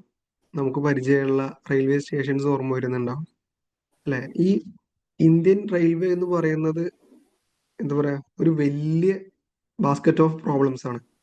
ബാത്റൂം, വാട്ടർ, എന്താ പറയാ, സേഫ്റ്റി, അങ്ങനെ തെഫ്റ്റ്, പിന്നെ സ്ലീപ്പ്, അങ്ങനെ നമുക്ക് കണക്ട് ചെയ്തിട്ട് ഒരുപാട് പ്രോബ്ലംസ് കിട്ടുന്ന ഒരു ഫോക്കസ് ഏരിയയാണ് ഇന്ത്യൻ റെയിൽവേ എന്ന് പറയുന്നത്. ഒരു വലിയ ഫോക്കസ് ഏരിയയാണ്. അപ്പോൾ നിങ്ങൾക്ക് നിങ്ങളുടെ ട്രാവൽ എക്സ്പീരിയൻസിൽ നിന്നുള്ള കുറേ പോയിന്റ്സ് നിങ്ങൾക്ക് എടുക്കാം. അപ്പോൾ ഇത് നമ്മൾ ഇപ്പോൾ നിങ്ങൾക്ക് ഞാനിത് കാണിക്കാൻ കാരണം, ഒന്ന് റെയിൽവേയുടെ ഫോക്കസിലോട്ട് നിങ്ങളുടെ തോട്ട് എത്താനും, പിന്നെ ഇത് നമ്മുടെ എന്താ പറയുക, ഡാമേജ് ആയ ട്രെയിനുകൾ അല്ലെങ്കിൽ ഇങ്ങനെ ആക്സിഡൻ്റ് ഒക്കെ ആയിട്ടുള്ള ട്രെയിനുകൾ ഉണ്ടാവും. അപ്പോൾ ആ ഒരു ട്രെയിൻ ബോഗികൾ നമുക്ക് എങ്ങനെ യൂസ്ഫുൾ ആക്കാം അല്ലെങ്കിൽ വേറൊരു രീതിയിലേക്ക് യൂസ് ചെയ്യാം എന്നുള്ള ഒരു തോട്ട് നിങ്ങൾക്ക് ഒരു പുതിയൊരു ഐഡിയ ആയിട്ട് കൊണ്ടുവരാൻ വേണ്ടി കഴിയും. അതേപോലെ തന്നെ സെയിം കോൺസെപ്റ്റിൽ തന്നെ നമ്മുടെ എയറോപ്ലെയിനുകൾ, ഈ എയറോപ്ലെയിൻ ഇത്ര ഒരു വർഷം കഴിഞ്ഞു കഴിഞ്ഞാൽ അത് പിന്നെ യൂസ് ചെയ്യാൻ പാടില്ല എന്നുള്ളൊരു നിയമങ്ങളൊക്കെ ഉണ്ട്.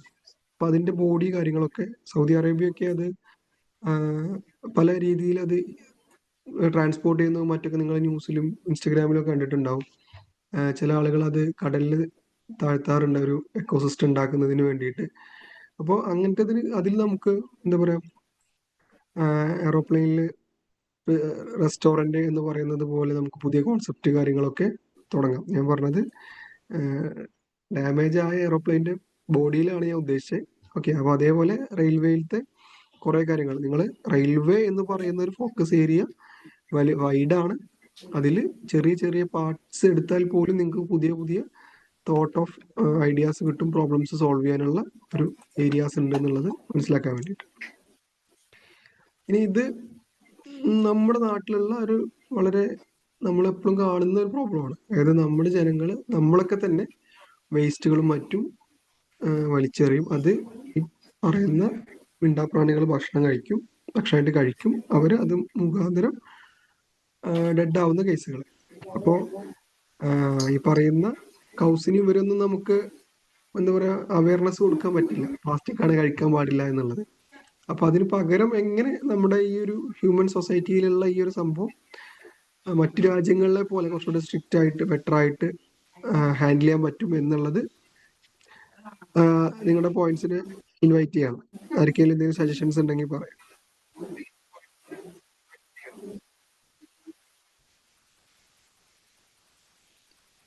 വെൻഡിങ് മെഷീൻസ് കൊണ്ടുവന്നുണ്ട് നമുക്ക് ഈ പ്ലാസ്റ്റിക് റിട്ടേൺ ചെയ്തിട്ട് പൈസ ഏൺ ചെയ്യുന്ന.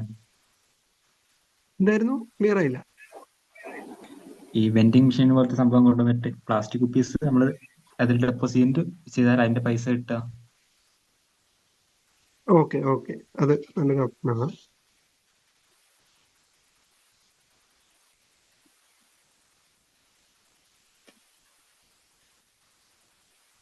ഈ മറ്റു രാജ്യങ്ങളിലൊക്കെ ചെയ്യുന്ന പോലെ ഫൈൻ ഇടാൻ നമുക്ക് എന്തുകൊണ്ട് പറ്റുന്നില്ല എന്നുള്ളത് നമ്മൾ ആലോചിക്കേണ്ടതുണ്ട്, അല്ലെ? ഇപ്പൊ പുറത്തൊക്കെ ദുബായിലോ മറ്റോ പോയി കഴിഞ്ഞാൽ അവിടെ ഇങ്ങനത്തെ കാര്യങ്ങൾ ചെയ്തു കഴിഞ്ഞാൽ അവിടെ പെട്ടെന്ന് ഫൈൻ ഇടുകയും അതിന്റെ ഒരു പോലീസ് ഇൻവോൾവ്മെന്റ് കുറച്ചുകൂടെ ഹൈ ആണ്.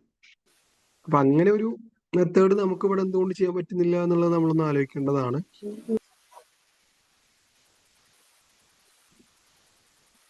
എന്നാലും ഈ കേസിൽ നമ്മൾ ഒരുപാട് ഇതുപോലത്തെ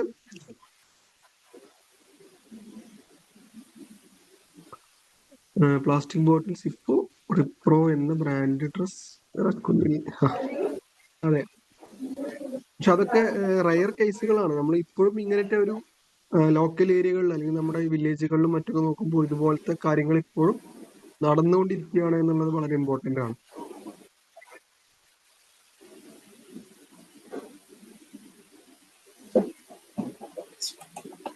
ഓക്കെ, നമുക്ക് എല്ലാവർക്കും പരിചയമായിട്ടുള്ള ഒരു സംഭവമാണ് means we are Malayalis and flood.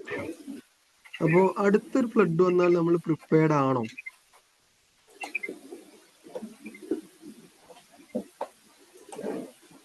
ആണോ?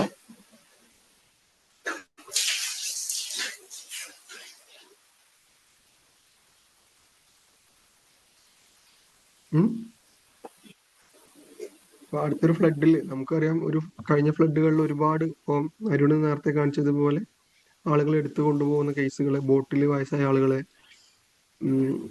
പക്ഷികള്, മറ്റ് ചെറിയ വീട്ട് വളർത്തുന്ന മൃഗങ്ങളെയൊക്കെ നമ്മൾ പല പല രീതിയിൽ ട്രാൻസ്പോർട്ട് ചെയ്യുന്നത് മറ്റൊക്കെ നമുക്ക് കണ്ടതാണ്. അപ്പൊ ഇനിയൊരു സിറ്റുവേഷൻ വന്നു കഴിഞ്ഞാൽ നമ്മൾ പ്രിപ്പയർഡ് ആണോ എന്നുള്ളതാണ്. അപ്പോൾ ഇതും ഒരു വൈഡ് സ്കോപ്പ് ഓഫ് ഏരിയ ആണ്. നമുക്ക് ഏതൊക്കെ രീതിയിൽ അടുത്ത സ്റ്റെപ്പിലോട്ട് കൺവേർട്ട് ചെയ്യാൻ വേണ്ടി പറ്റും, എന്തൊക്കെ കാര്യങ്ങൾ പ്രിക്കോഷനായിട്ട് എടുക്കാൻ വേണ്ടി പറ്റും, പല രീതിയിൽ തിങ്ക് ചെയ്യാം. ഒന്ന് ഇതിൻ്റെ ഒരു കുറച്ച് ടെക്നിക്കൽ രൂപത്തിൽ പറയുകയാണെങ്കിൽ സെൻസിങ് എന്നൊക്കെ പറഞ്ഞിട്ട് അങ്ങനത്തെ ഒരു കേസ്. മറ്റൊന്ന് ഇങ്ങനെ ഉണ്ടായി കഴിഞ്ഞു കഴിഞ്ഞാൽ നമുക്ക് ഈ ട്രാൻസ്പോർട്ടേഷന്, ആളുകളുടെ ഹെൽത്ത്, അതുപോലെ ഫുഡ്, ആളുകളുടെ എവിടെയെങ്കിലും ഒറ്റപ്പെട്ട് കിടക്കുന്നുണ്ടെങ്കിൽ ഐഡന്റിഫിക്കേഷന്, ഇങ്ങനത്തെ കേസിൽ നമുക്ക് ആ ഒരു രീതിയിലേക്ക് ആലോചിക്കാം. പിന്നെ ഇങ്ങനെ ഒരു ഫ്ലഡ് വന്നു കഴിഞ്ഞാൽ ഇലക്ട്രിസിറ്റി ഒക്കെ ഡ്രോപ്പ് ആവും. അപ്പോൾ ആ സിറ്റുവേഷനിൽ വെള്ളം വന്നാൽ പോലും നമുക്ക് നമ്മുടെ ഇലക്ട്രിക്കൽ കണക്ഷൻ കട്ടാവാത്ത രൂപത്തിൽ എന്ത് ചെയ്യാൻ വേണ്ടി പറ്റും എന്നുള്ള രൂപത്തിലൊക്കെ നമുക്ക് ഒരു തോട്ടുകൾ ഇവിടെ കൊണ്ടുവരാൻ വേണ്ടി കഴിയും.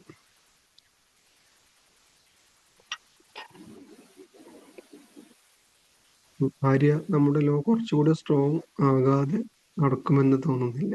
ഓക്കെ, അതും നിങ്ങൾക്ക് നമ്മുടെ AP നിങ്ങൾക്ക് ഇതേപോലെ ലോവിനെ കുറിച്ചും മോഡിഫൈ ചെയ്യണം, അല്ലെങ്കിൽ ഗവൺമെന്റ് സ്ട്രാറ്റജി മോഡിഫൈ ചെയ്യുന്നതുമായി ബന്ധപ്പെട്ട ഇന്നോവേറ്റീവ് ആയിട്ടുള്ള ഐഡിയാസ് ഒക്കെ സബ്മിറ്റ് ചെയ്യാൻ വേണ്ടി കഴിയും. ഒരു പ്രൊഡക്റ്റോ അല്ലെങ്കിൽ ഒരു പ്രോസസ്സോ വേണമെന്നില്ല. അങ്ങനത്തെ കാര്യങ്ങൾ നിങ്ങൾക്ക് സബ്മിറ്റ് ചെയ്യാം കേട്ടോ.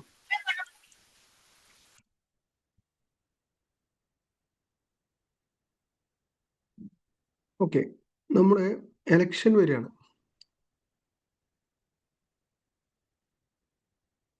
അപ്പോൾ എലക്ഷനുമായി കണക്ട് ചെയ്തിട്ട് നമുക്ക് എന്തൊക്കെ കാര്യങ്ങൾ പറയാൻ കഴിയും? പ്രോബ്ലംസ്.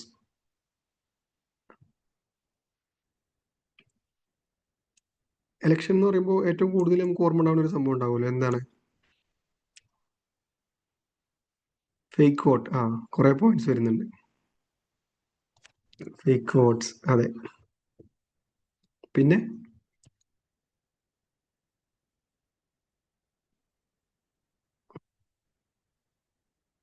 വോട്ട് ചെയ്യാത്ത ആളുകളാണോ എല്ലാവരും? വോട്ട് ചെയ്യുന്ന വെന്യൂവിൽ ആക്ച്വലി ഞാൻ ഉദ്ദേശിച്ചത് ക്യൂ ആണ്. നിങ്ങൾ കുറച്ചുകൂടി അഡ്വാൻസ് ആയിട്ട് തിങ്ക് ചെയ്തു. വോട്ടേഴ്സ് ലിസ്റ്റ്, അതെ, പേരില്ലാത്ത വോട്ടേഴ്സ് ലിസ്റ്റ്.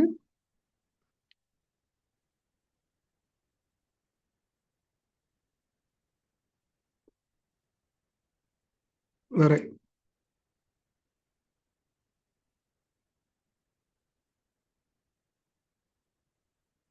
നമുക്ക് അല്ലെങ്കിൽ നമ്മുടെ പീപ്പിൾസിന് എന്തൊക്കെയാണ് വോട്ടിംഗ് റിലേറ്റഡ് ആയിട്ടുള്ള ഇഷ്യൂസ് എന്നുള്ള സാധനങ്ങൾ, അല്ലെങ്കിൽ ഈ വോട്ടിംഗ് മെത്തേഡ് മോഡിഫൈ ചെയ്യുന്ന കാര്യങ്ങൾ ആലോചിക്കാം. ഇപ്പോഴും വോട്ടേഴ്സ് ആയിട്ട് ഇല്ലാത്ത കുറേ പേരുണ്ട്. യെസ്, വൈ എന്നുള്ളൊരു ചോദ്യമുണ്ട്. ഇനി ഹൗ വി ക്യാൻ സോൾവ് എന്നുള്ളൊരു വലിയൊരു ഓപ്ഷൻസും ഉണ്ട്.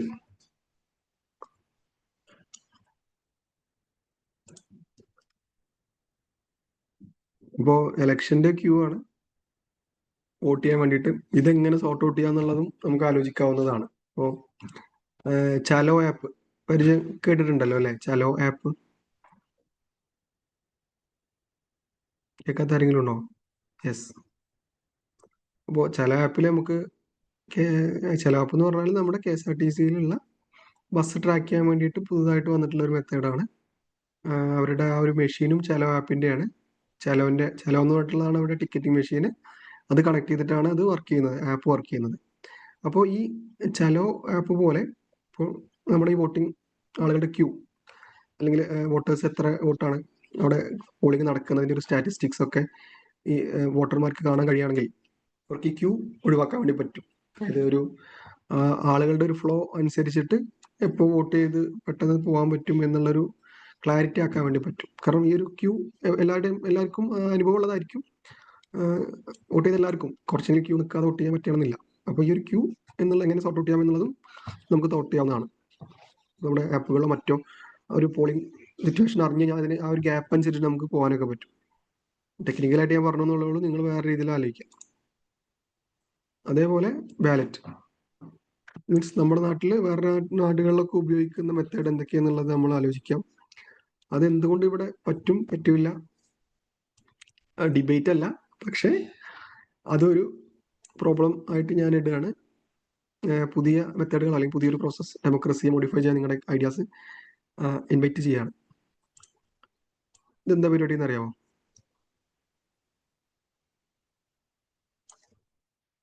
What is this?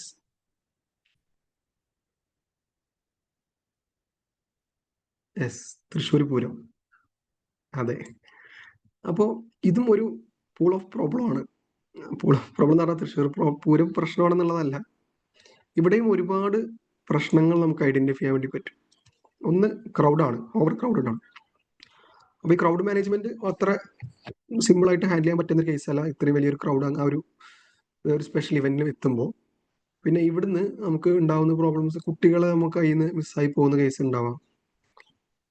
പിന്നെ അതിനൊക്കെ മറ്റു മതം ഇളകി കഴിഞ്ഞാൽ ഓടാൻ സ്ഥലം ഉണ്ടാവില്ല. എവിടെ എങ്ങനെ ഓടുക, എങ്ങനെ ഓടുക? അപ്പോൾ അതൊരു പ്രോബ്ലമാണ്. പിന്നെ സൗണ്ട് പൊല്യൂഷൻ, അല്ലെങ്കിൽ സൗണ്ട് ഓവറായിരിക്കും. അപ്പോൾ അതെങ്ങനെ ഇൻഡിവിജ്വൽ ആയിട്ടുള്ള ആളുകൾക്കെങ്കിലും കൺട്രോൾ ചെയ്യാൻ വേണ്ടി പറ്റുക. പിന്നെ ഇങ്ങനെ ഒരു പ്രോഗ്രാമിന് പോയി കഴിഞ്ഞാൽ അപ്പോൾ നമുക്കൊരു കോൾ ചെയ്യാൻ ഭയങ്കര ബുദ്ധിമുട്ടായിരിക്കും. ഒന്ന് നെറ്റ്വർക്കിന്റെ പ്രശ്നങ്ങൾ ഉണ്ടാവും, പിന്നെ ഇൻ കേസ് കോൾ കിട്ടിയാൽ തന്നെ നമ്മൾ പറയുന്നത് അങ്ങോട്ടും കേൾക്കില്ല ഇങ്ങോട്ടും കേൾക്കില്ല. അപ്പോൾ ആ ഒരു കോൾ പ്രോബ്ലം, ഇത് തൃശ്ശൂർ പൂരം എന്നൊരു എക്സാമ്പിൾ പറഞ്ഞാണ് നിങ്ങൾ ആലോചിക്കേണ്ടത്. ഇങ്ങനെ ഒരു വലിയ ക്രൗഡഡ് ആയിട്ടുള്ള ഒരു ഇവന്റിൽ നമുക്ക് എങ്ങനെ കോള് പ്രോബ്ലംസ് ഐഡന്റിഫൈ ചെയ്യാൻ വേണ്ടി പറ്റും എന്നുള്ളത് ആലോചിക്കാം. ഇനി നിങ്ങളുടെ മൈൻഡിൽ ഇവിടെ എന്തൊക്കെ പ്രോബ്ലംസ് നിങ്ങൾക്ക് തോന്നുന്നുണ്ട്?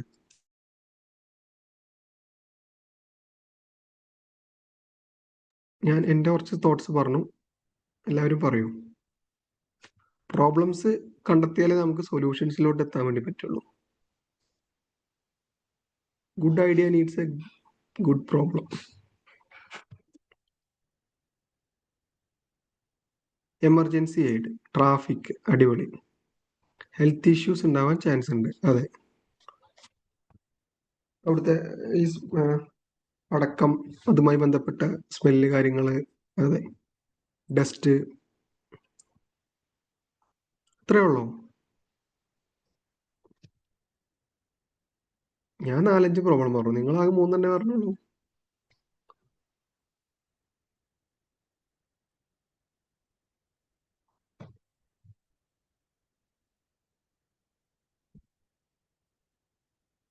ഡ്രിങ്കിങ് വാട്ടർ, അതെ. നമ്മൾ ഈ ക്രൗഡിന്റെ നടുവിലാണെങ്കിൽ എങ്ങനെ നമുക്ക് വെള്ളം കിട്ടും, അല്ലേ? പോയിന്റ്.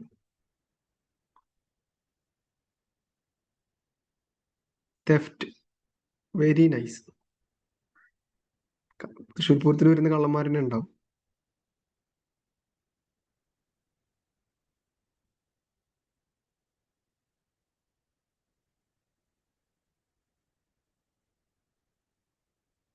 മറ്റെന്താ പ്രോബ്ലം?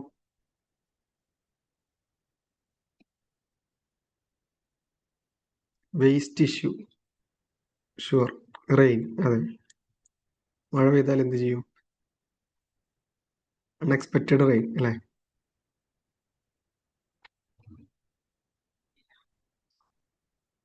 ട്രാൻസ്പോർട്ടേഷൻ, അതെ. പൂരത്തിന്റെ ടൈം അവിടെയൊക്കെ ബ്ലോക്ക് ആയിരിക്കും.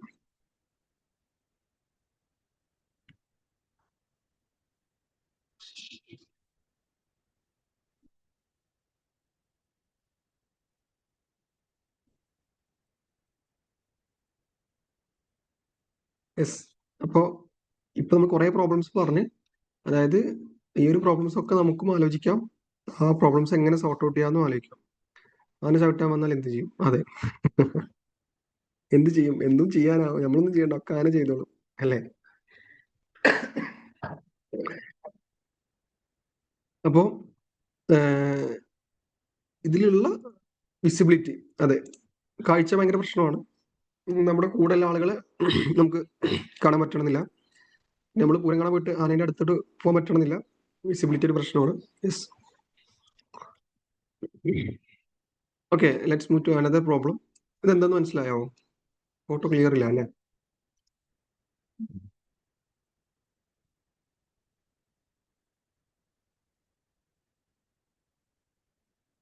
ഇതൊരു വൈഡ് സ്കോപ്പ് ഉള്ള ഒരു പിക്കാണ്. മീൻസ് കണക്ട് ചെയ്തിട്ട് നിങ്ങൾക്ക് കുറേ കാര്യങ്ങൾ ആലോചിക്കാം. ഒന്ന്, ഇതൊരു ബ്ലൂ വെയിലാണ്. അത് ഡെഡ് ആയതിൻ്റെ ഒരു മെയിൻ റീസൺ എന്ന് പറയുന്നത് അതിൻ്റെ വയറിലോട്ട് പോയിട്ടുള്ള പ്ലാസ്റ്റിക്കിൻ്റെ ഒരു ഇത് കാരണമാണ്. ഓക്കെ, അപ്പോൾ കടലിനകത്ത് പ്ലാസ്റ്റിക്കിൻ്റെ ഒരു എന്താ പറയുക, പ്ലാസ്റ്റിക് ഒരുപാട് കൂടിക്കൊണ്ടിരിക്കുകയാണ്. നമ്മുടെ ഈ പുഴകളിലൊക്കെ നമ്മൾ അറിയുന്നത് മറ്റൊക്കെ പുഴകളിൽ നിന്ന് കടലിലേക്ക് എത്തി, കടലിൽ ഫിഷുകളും മറ്റും മത്സ്യങ്ങളൊക്കെ അത് കേസുകൾ ഒരുപാടുണ്ട്. അപ്പോൾ എങ്ങനെ നമുക്ക് ആദ്യം കടലിലേക്ക് പോകുന്ന മാലിന്യങ്ങൾ എങ്ങനെ, ഒന്ന് ഒരു ഓപ്ഷനായിട്ട് നമ്മൾ ആലോചിക്കേണ്ടത്.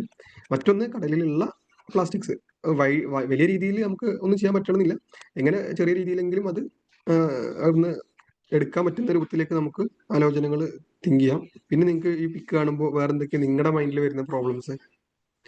ബീച്ച് ഉണ്ട്, കടലുണ്ട്, ബ്ലൂ വെയിൽ ഉണ്ട്. Biomagnification. Bio magnification. അതെന്തായിരുന്നു?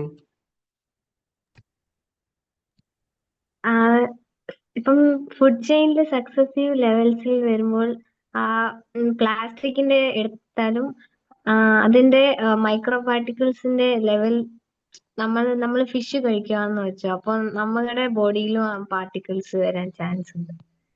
Okay okay, അടിപൊളി. Thank you for the information. പുതിയൊരു നോളജ് എല്ലാവർക്കും കിട്ടുന്നതായിരിക്കുന്നു. വെൽക്കം. അപ്പോൾ അതായത് പൂന്തൻട്രൽ പറഞ്ഞത്, അതായത് ഫിഷുകൾ ഈ പ്ലാസ്റ്റിക് കഴിച്ചിട്ട് നമ്മൾ ആ ഫിഷിനെ കഴിച്ചു കഴിഞ്ഞാൽ അതുമായി ബന്ധപ്പെട്ട് നമുക്കും അസുഖങ്ങൾ വരും അല്ലേ? ആ ആണ്. യെസ്. അപ്പൊ അതൊരു ഫോക്കസ് ഏരിയ ആണ്. അപ്പോൾ ഇതില് ഇപ്പൊ ഹെൽത്തിലൊക്കെ ഉള്ള ആളുകളൊക്കെ ആണെങ്കിൽ ആലോചിക്കാം, അല്ലെങ്കിൽ നമുക്ക് വേറെ ഒന്ന് ആലോചിക്കാം. നമ്മൾ വാങ്ങിയ ഫിഷ് ഏതെങ്കിലും പ്ലാസ്റ്റിക് കഴിച്ച ഫിഷ് ആണോ എന്ന് എങ്ങനെ ഐഡന്റിഫൈ ചെയ്യാൻ വല്ല മെത്തേഡുകളും നമുക്ക് വേണമെങ്കിൽ ആലോചിക്കാൻ വേണ്ടി കഴിയും. അപ്പൊ നമുക്ക് അത് റിലേറ്റഡ് ആയിട്ട് വരുന്ന അസുഖങ്ങൾ ഇല്ലാതാക്കാൻ നമുക്കൊരു ഓപ്ഷൻസ് ഉണ്ട്. ഓക്കെ. അതെ. വേറെ പൂന്തണ്ടറിൽ വളരെ വെറൈറ്റി ഒരു ഐഡിയ ആണ് പറഞ്ഞത്, അല്ലെങ്കിൽ ഒരു കോൺസെപ്റ്റാ പറഞ്ഞത്. ഇതേപോലെ വേറെ ആരെങ്കിലും എന്തെങ്കിലും പറയൂ.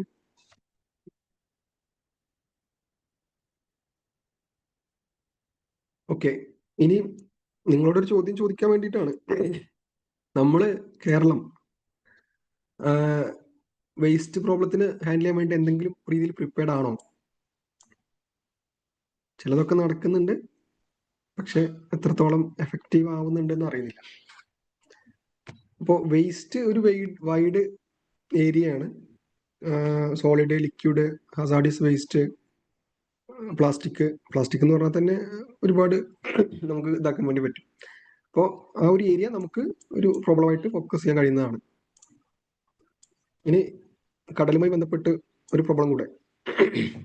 നമ്മുടെ ഫിഷർമെന്റെ നെറ്റുകൾ കുറേയൊക്കെ ഡാമേജ് ആയതും മറ്റൊക്കെ ഒരു പ്രശ്നമായിട്ട് കടലിൽ തന്നെ കിടക്കും. അപ്പൊ അത് എങ്ങനെ നമുക്ക്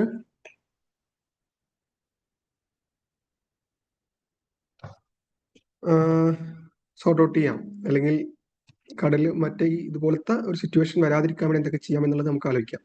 നിങ്ങളുടെ കുറച്ച് പോയിന്റ്സ് കൂടെ.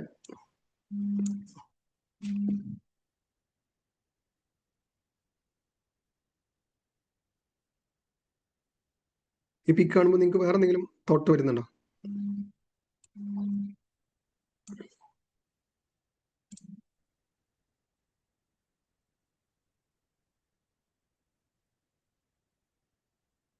ഇത് ഒന്ന്, നമുക്ക് ഈ നെറ്റുകൾ വെള്ളത്തിൽ കടന്നു കഴിഞ്ഞാൽ ഓട്ടോമാറ്റിക്കലി, അല്ലെങ്കിൽ കുറച്ച് കാലം കഴിഞ്ഞ് തന്നെത്താൻ ഇല്ലാണ്ടാവുന്ന രൂപത്തിലേക്കുള്ള മെറ്റീരിയൽസ് യൂസ് ചെയ്തിട്ട് ഉണ്ടാക്കാൻ പറ്റുന്ന രൂപത്തിൽ ആലോചിക്കാം. അതായത് വല്ല ഫുഡ് വേസ്റ്റ് കൊണ്ടോ അല്ലെങ്കിൽ ഫിഷിന്റെ വേസ്റ്റ് കൊണ്ടൊക്കെ ഓട്ടോമാറ്റിക്കലി കുറച്ചു കാലം വെള്ളത്തിൽ കടന്നു കഴിഞ്ഞാൽ ദ്രവിച്ചു പോകുന്ന രൂപത്തിലേക്കുള്ള ഒരു നെറ്റ് നമുക്ക് ആലോചിക്കാം.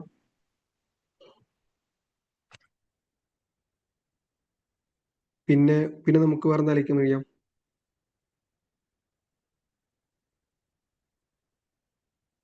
പരമാവധി ഈ ഫിഷർമാൻ്റെ ഒക്കെ അടുത്തുള്ള നെറ്റുകളും മറ്റൊക്കെ സ്ട്രോങ് ആകാനും പരമാവധി അവിടെ ഡിസ്ട്രിക്റ്റ് ആവാത്ത രൂപത്തിലും നമുക്ക് ആലോചിക്കാൻ വേണ്ടി കഴിയും. ഇനി ഞാനൊന്ന് കുറച്ച് ഇന്റർനാഷണൽ ലെവലിലോട്ട് പോവാണ്.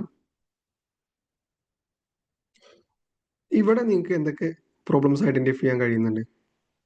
And where is this place? Any idea?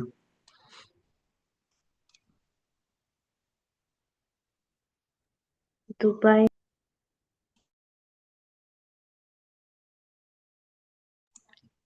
Desert. Okay. Problems. What are the possible problems?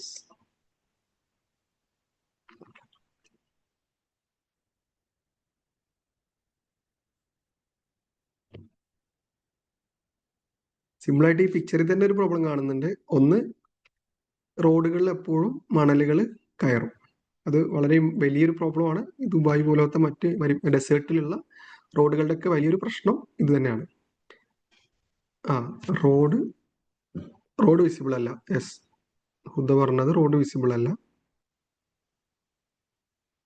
Sand block the road. Yes. പിന്നെ ഫുഡിന്റെ വാട്ടറിന്റെ ഇഷ്യൂ ഉണ്ടാവില്ല ഒറ്റപ്പെട്ട മേഖലയൊക്കെ വരുമ്പോൾ? യെസ്, അതെ. നമ്മൾ ആരെങ്കിലും വണ്ടി കേടുവരികയോ അല്ലെങ്കിൽ നമ്മളവിടെ പെട്ടുപോവുകയോ ചെയ്തു കഴിഞ്ഞാൽ ഫുഡ്, വാട്ടർ എന്നിവ പറഞ്ഞ പ്രശ്നങ്ങൾ ഉണ്ട്. ദെൻ ഹീറ്റ് ഇഷ്യൂ അഫ്സൽ പറഞ്ഞു. അതെ, ചൂട്. Low visibility due to wind mixed with sand. Yes, Muhammad Ali. Goat life. അതെ, അതിൽ കുറെ ആലോചിക്കാൻ നമുക്കുണ്ട്. Got life, Aadujeevitham. ആടുജീവിതത്തെ പോലെ എവിടെയെങ്കിലും പെട്ട് കഴിഞ്ഞാൽ എങ്ങനെ രക്ഷപ്പെടും?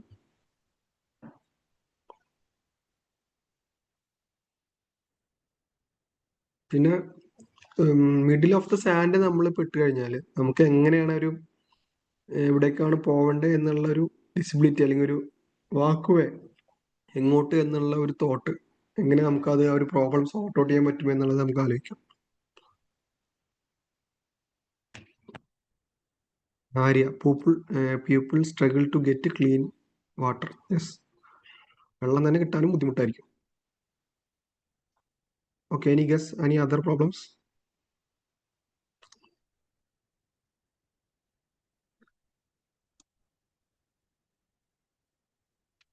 ആടുജീവിതം പോലെ നമ്മളവിടെ പെട്ട് കഴിഞ്ഞാൽ രക്ഷപ്പെടാനുള്ള വഴികൾ എങ്ങനെ എസ്കേപ്പ് ആവും?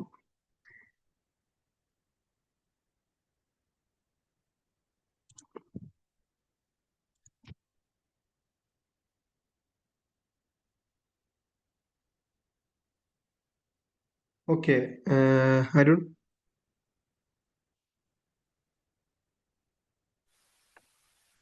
ഓക്കെ, നെക്സ്റ്റ് സ്ലൈഡിൽ ചെറിയൊരു വീഡിയോ നമുക്ക് പ്ലേ ആക്കാം.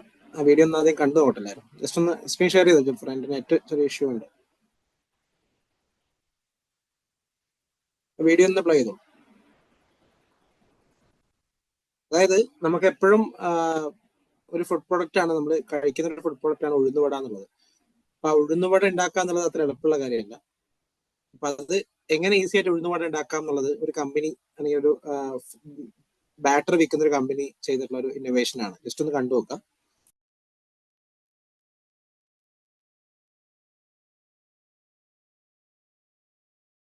സൗണ്ട് കേൾക്കാലോ അല്ലേ അരുൺ? ഇല്ല, സൗണ്ട് കേൾക്കുന്നില്ല. ഇപ്പോഴോ?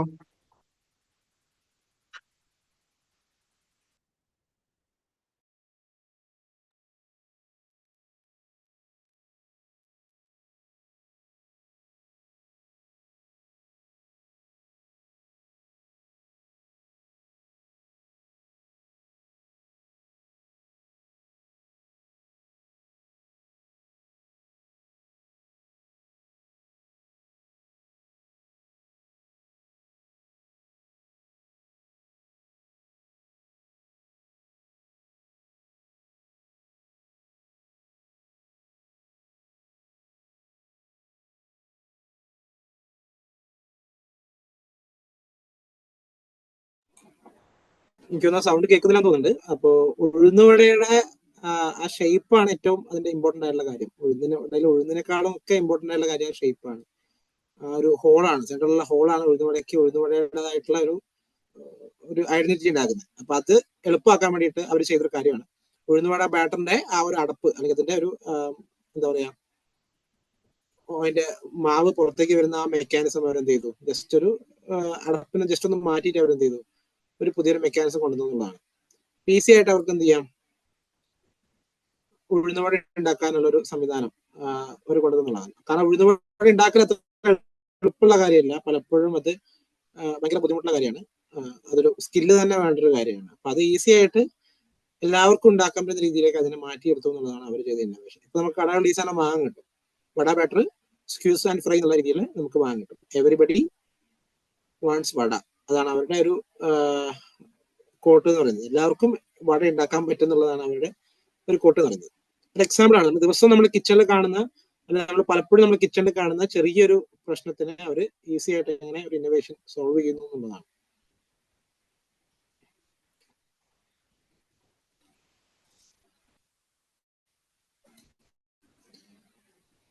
തൊട്ടടുത്ത സ്ലൈഡിൽ നമ്മൾ ദിവസം തേങ്ങ ചിലവാറുണ്ടല്ലോ, നമ്മുടെ കറി വെക്കാൻ വേണ്ടി തേങ്ങ ചിലവാ.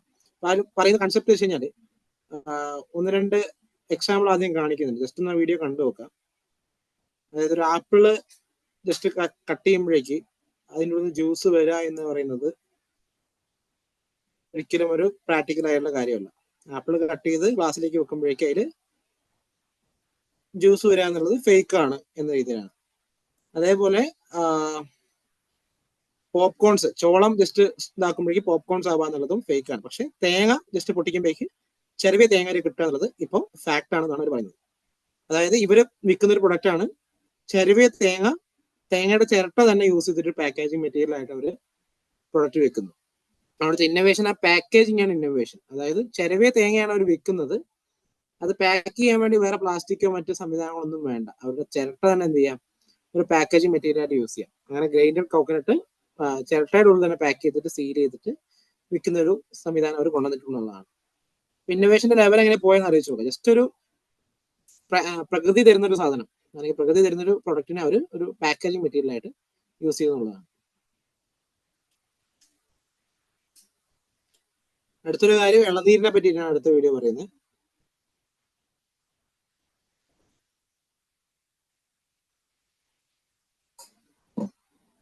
നെക്സ്റ്റ് സ്ലൈഡിലുണ്ട്.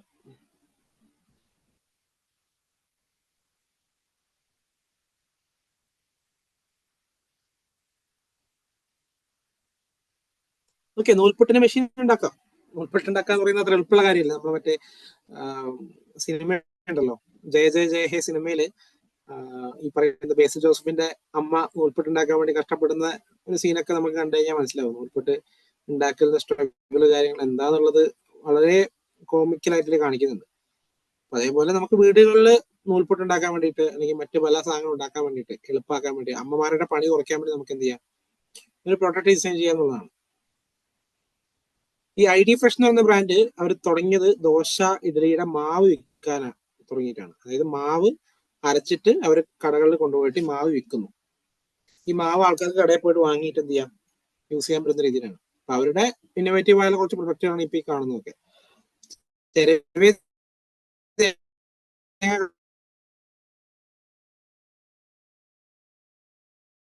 വാങ്ങാൻ കിട്ടുന്നുള്ളത് അത് വേറെ പ്ലാസ്റ്റിക് പാക്കേജാണ് വരുന്നത്. കാരണം ഒരു പാക്കേജിന് വേണ്ടി പ്ലാസ്റ്റിക് യൂസ് ചെയ്യേണ്ട ഒരു സാധനമാണ് അവർ മുന്നോട്ട് വെച്ച സാധനം. പ്രകൃതിയാൽ തരുന്ന ഒരു സാധനത്തിന് അവർ ഒരു പാക്കേജിംഗ് ആയിട്ട് മാറ്റിയതാണ്. അതവരുടെ വേറൊരു സാധനമാണ് ഇളനീരിനെ അങ്ങനെ തന്നെ പ്രോസസ് ചെയ്തിട്ട് വിൽക്കുന്ന ഒരു സംവിധാനം. ഇളനീര് വേറെ പാക്കേജിംഗ് ഒന്നും ഇല്ലാതെ ഇളനീരിന്റെ വെള്ളം അങ്ങനെ തന്നെ പ്രോസസ് ചെയ്യുന്നു. പെപ്സി ക്യാനൊക്കെ തുറക്കുന്ന പോലെ എന്ത് ചെയ്യുന്നു, ഇളനീരിനെ പ്രോസസ് ചെയ്യുന്നതാണ്. ഈ പ്രൊജക്ടിന്റെ പേര് അവർ ഇട്ടത് നോ യുവർ കോക്കനട്ട് എന്നാണ്. KYC, no your coconut.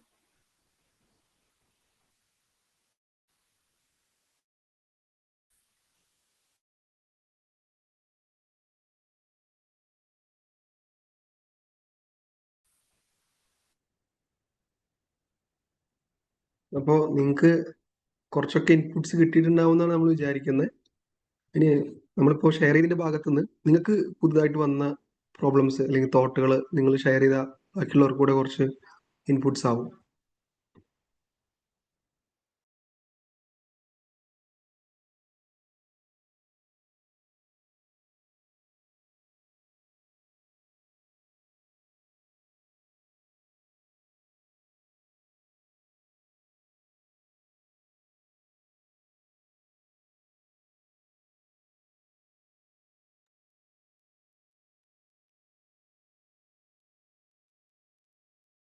ആർക്കും പുതിയ പ്രോബ്ലംസ് ഒന്നും കിട്ടിയില്ല.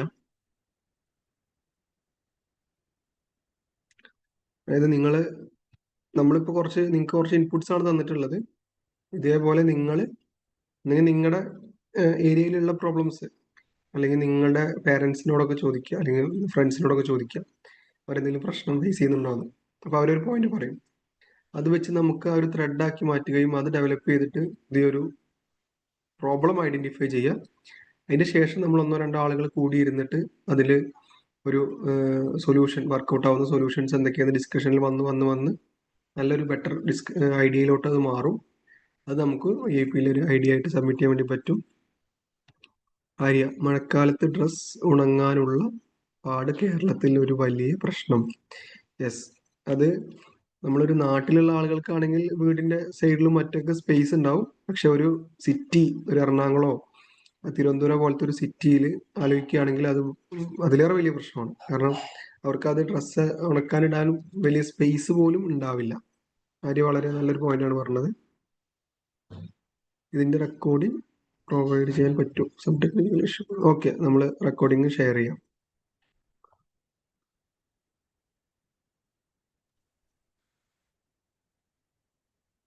CT കാർഡ് ഔട്ട്സൈഡ് കൗണ്ടേഴ്സിൽ ബസ് എൻട്രി ഉള്ള പോലെ ആക്കിക്കൂടെ? കൺസെഷൻ കാർഡ്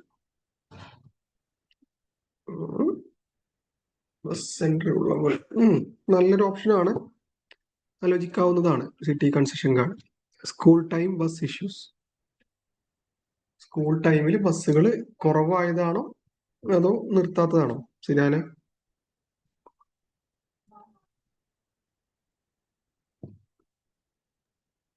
ഇല്ല, സ്കൂൾ ടൈമിൽ എല്ലാവർക്കും ഒന്നിച്ചിട്ട് ബസ് കയറാൻ പറ്റില്ല. അപ്പം ചിലപ്പോൾ ക്ലാസ്സിന് കൃത്യ ടൈമിൽ എത്താൻ പറ്റാതിരിക്കുക, അല്ലെങ്കിൽ ബസ് കയറ്റാതിരിക്കുക, അങ്ങനത്തെ ഒരുപാട് പ്രശ്നങ്ങൾ വരുന്നില്ലേ? Smart kitchen to notify when low stock of orders and vegetable. അതെ, നല്ലൊരു പോയിന്റാണ്. വീട്ടിലൊക്കെ ചെക്കന്മാരോട് പറയും, എടാ കറി വെക്കാൻ അതില്ല ഇതില്ല, ഉപ്പ് കഴിഞ്ഞു അത് കഴിഞ്ഞു എന്നൊക്കെ. അപ്പൊ ഇവർക്ക് നേരത്തെ അറിയില്ലേ അല്ലേ? നമ്മൾ വല്ല സിനിമയും കാണാതിരിക്കുമ്പോഴായിരിക്കും വിളിക്കുക. പോയിന്റ്.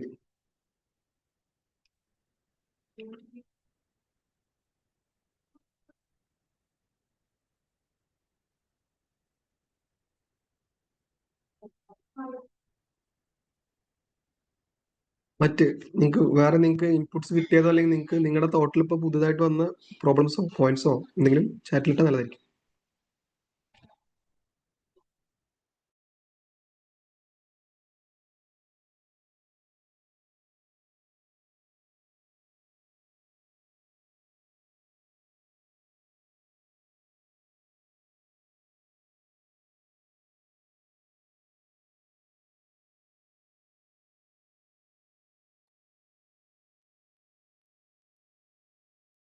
അരുൺ,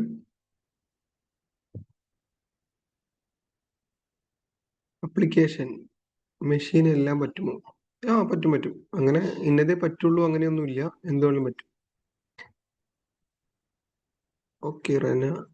ഫാത്തിമ, ബസ് സ്റ്റോപ്പുകളിൽ ബസ് പോയോ ഇല്ലേ എന്ന് അറിയാൻ പറ്റിയിട്ടുള്ള ഒരു ബോർഡ് ഇനി വരുന്ന ബസ്സിന്റെ route and next time show ചെയ്യും. ഐ തിങ്ക് ഇതുപോലത്തെ ബോർഡുകൾ മലപ്പുറം ജില്ലയിലൊക്കെ ഇങ്ങനെ ഇടയ്ക്ക് ചില ഭാഗത്തൊക്കെ വന്നിരുന്നു. പക്ഷെ അത് എന്തോ സക്സസ് ആയില്ല. കാരണം അതിലുള്ള ടൈമുകൾ ഫിക്സ്ഡ് ടൈമായിരുന്നു. നമ്മളെ ഓൾറെഡി പെർമനന്റ് ടൈം, നമ്മൾ സാധാരണ പേപ്പറിൽ എഴുതുന്ന ടൈം ചുമരിൽ എഴുതി വെക്കുന്ന പോലത്തെ ടൈമായിരുന്നു. ആ ബസ് പോയോ ഇല്ലേന്ന് അത് മോണിറ്റർ ചെയ്യാൻ പറ്റില്ല.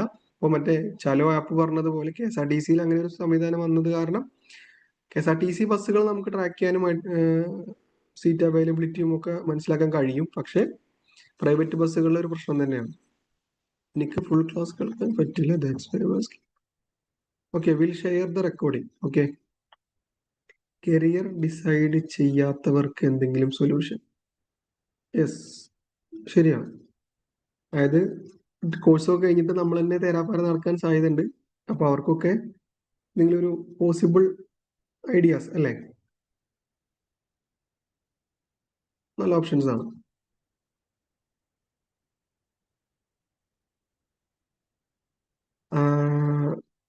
ആക്ച്വലി പ്ലേസ് ഞാൻ മലപ്പുറമാണ്. മറ്റ് ജില്ലയിലുള്ള പ്രോഗ്രാം എക്സിക്യൂട്ടീവ്സും നമ്മുടെ കൂടെ ഉണ്ട്. അരുൺ വയനാടാണ്, ഷാമിൽ ആലപ്പുഴയാണ്. അത് ആലപ്പുഴയിലൊക്കെ ഉള്ള ഒരു പ്രശ്നമാണ്. ഈ മഴക്കാലത്ത് വെള്ളം കയറുന്ന ഒരു പ്രശ്നം. അപ്പൊ ഒരു ഫ്ലോട്ടിംഗ് ഹൗസ് എന്ന് പറഞ്ഞൊരു കോൺസെപ്റ്റ് ഉണ്ട്.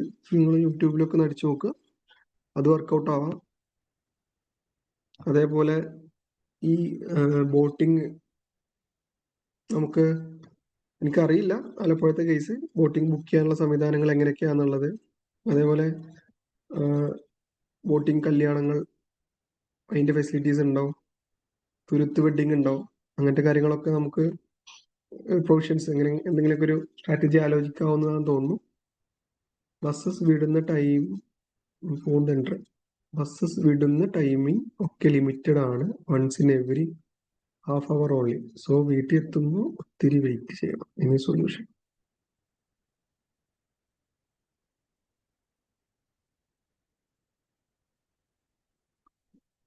അരമണിക്കൂർ കൂടുമ്പോഴേ ബസ്സുള്ളൂ. മൂന്നൻട്രൽ ക്ലിയർ ആയില്ലടാ, ഒന്നുകൂടെ പറഞ്ഞേ. അതായത് സാർ അരമണിക്കൂർ കൂടും. ബസ്സസ് വരുന്നത് ഒത്തിരി ലോയാ. അതായത് ബസ്സിന്റെ എണ്ണം കുറവാണെന്ന് അല്ലേ? ഇങ്ങനെയല്ലേ? അതിപ്പോ ഞാനൊരു മീൻസ് ഒരു വൈഡ് കോൺസെപ്റ്റ് ഇപ്പൊ മൈൻഡിൽ വന്നതാണ് ചോദിക്കുകയാണ്. ഇപ്പോൾ നമ്മുടെ കോളേജുകളിൽ ഒരു സ്പെസിഫിക് ഏരിയയിലോട്ട് പോകുന്ന കുട്ടികളുടെ എണ്ണം അത് നമുക്ക് ഒരു സെൻട്രലി ഒരു ട്രാക്ക് ചെയ്യാനോ മറ്റൊരു പോസിബിലിറ്റി ഉണ്ടെന്ന് വിചാരിച്ചോളൂ. അപ്പൊ അങ്ങനെയാണെങ്കിൽ നമുക്ക് നമ്മുടെ KSRTC ഒക്കെ ഉണ്ടാവും. ഒരു 75 ആളുകളൊക്കെ കിട്ടുവാണെങ്കിൽ KSRTC സ്വന്തം സ്വമേധയാ ഒരു ട്രിപ്പ് എടുക്കും. അപ്പൊ ആ രീതിയിൽ നമുക്ക് ഓട്ടോമാറ്റിക്കലി നമ്മുടെ എന്തെങ്കിലും ഒരു സംവിധാനം ഉപയോഗിച്ചിട്ട് കുട്ടികളെ ട്രാക്ക് ചെയ്യുന്നു. ആ ഒരു ടൈമും കാര്യങ്ങളൊക്കെ മാച്ച് ആക്കിയിട്ട് ഓട്ടോമാറ്റിക്കലി ഒരു KSRTC ഡിപ്പോന്ന് ഇന്ന സ്ഥലം മുതൽ ഇന്ന സ്ഥലം വരെ പോകുന്ന ഒരു സംവിധാനം ജസ്റ്റ് എയറിൽ ഇട്ടു എന്നുള്ളതേ ഉള്ളൂ. ആലോചിക്കുക.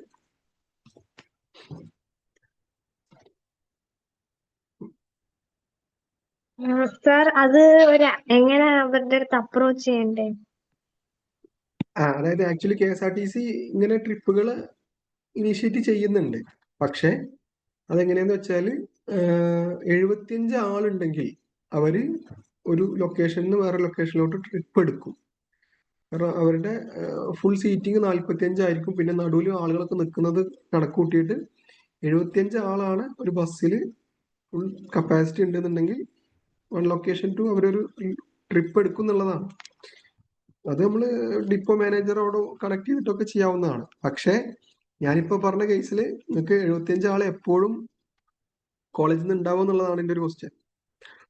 പിന്നെ ഒരു പോസിബിലിറ്റി ഇങ്ങനത്തെ സിറ്റുവേഷനുകളിൽ ഒരു റെന്റൽ ബസ് സംവിധാനം, ഇപ്പോൾ സ്കൂൾ ബസ്സൊക്കെ നമ്മൾ ബുക്ക് ചെയ്യുന്നത് പോലെ ഏതെങ്കിലും പ്രൈവറ്റ് ഏജൻസിക്ക് നിങ്ങളുടെ കോളേജിൽ ഇപ്പോൾ നിങ്ങളൊരു സ്പെസിഫിക് ലൊക്കേഷനിലെ ആളുകൾ കൊളാബായിട്ട് ഒരു ബുക്ക് ചെയ്യുന്നു. നമ്മൾ ബുക്ക് എന്താ പറയാ, ഓലയൊക്കെ ബുക്ക് ചെയ്യുന്ന പോലെ, ഊബറൊക്കെ ബുക്ക് ചെയ്യുന്ന പോലെ ഒരു ബസ് ബുക്ക് ചെയ്യുന്ന ഒരു കോൺസെപ്റ്റ്. ഞാൻ കോൺസെപ്റ്റ് പറയാണ്, അതൊക്കെ ആലോചിക്കാവുന്നതാണ്. Sir thank you sir.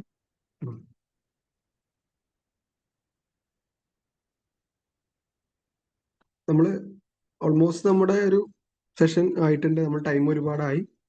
I think ഇത് വൈൻഡ് അപ്പ് ചെയ്യുന്നതിന് മുമ്പ് നമ്മോട് എൻഗേജ് ആയി നിന്നിരുന്ന കുറച്ച് ആളുകളുണ്ട്. നിങ്ങളുടെയൊക്കെ ഒരു ഫീഡ്ബാക്ക് കിട്ടിയാൽ നല്ലതായിരിക്കും. നമ്മൾ ഇതുപോലത്തെ പ്രോഗ്രാം കണ്ടിന്യൂ ചെയ്യണോ വേണ്ട എന്നുള്ളതും, അതേപോലെ നിങ്ങൾക്ക് ഇതുകൊണ്ട് യൂസ്ഫുൾ ആയിട്ടുണ്ടോ എന്നുള്ള കാര്യങ്ങളൊക്കെ നിങ്ങളുടെ ഒരു ഇൻപുട്സ് കിട്ടിയാൽ നല്ലതായിരിക്കും.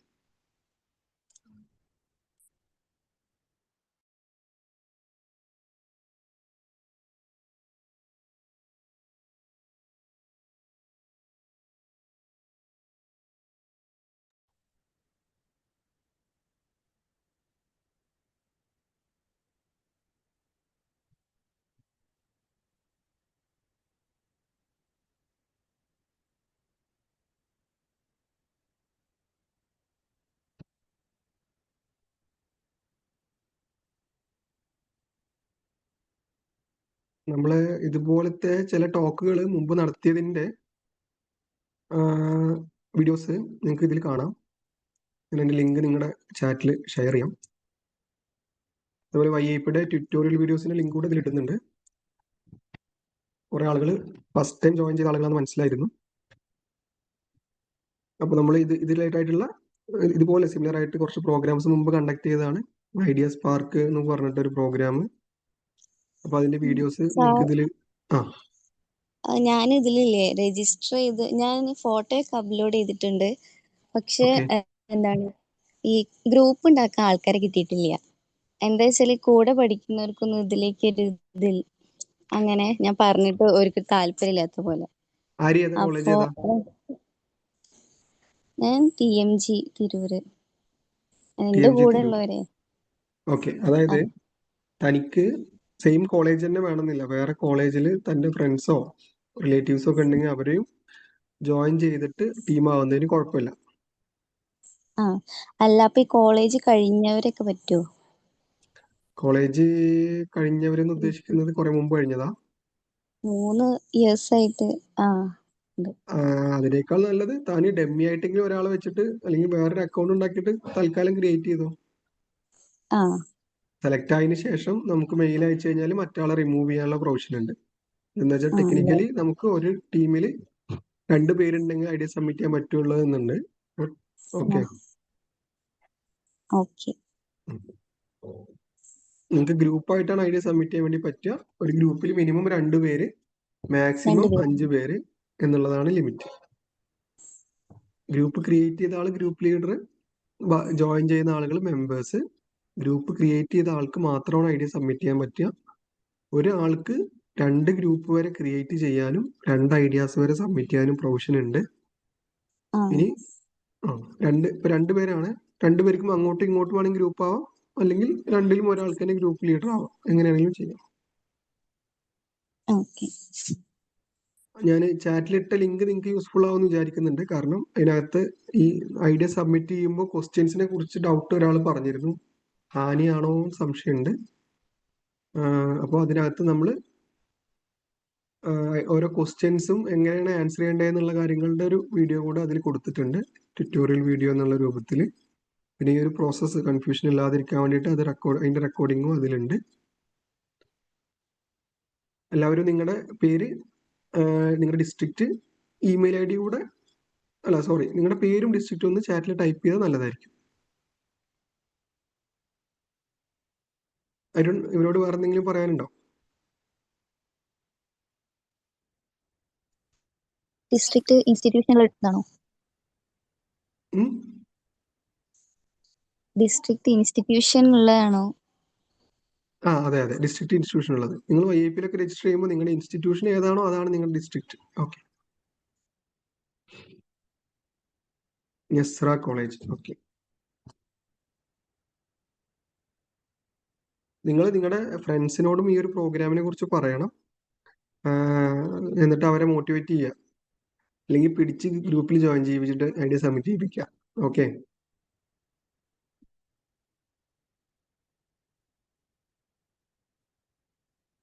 നെസ്ര കോളേജിൽ നിന്ന് ഒരുപാട് കുട്ടികൾ വന്നിട്ടുണ്ടെന്ന് തോന്നുന്നു. കുറ്റിപ്പുറം. ഓക്കെ,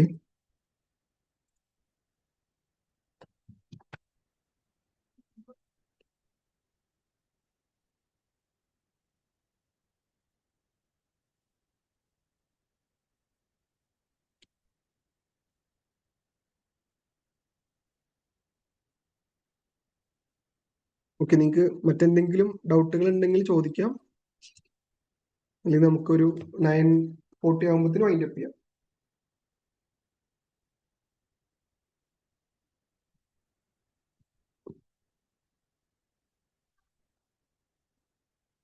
പിന്നെ മറ്റൊരു കാര്യം, നിങ്ങളുടെയൊക്കെ ഫൈനൽ ഇയർ പ്രൊജക്റ്റുകൾ നിങ്ങൾക്ക് ഒരു ഐഡിയ ആയിട്ട് ഇതിൽ സബ്മിറ്റ് ചെയ്യാൻ കേട്ടോ.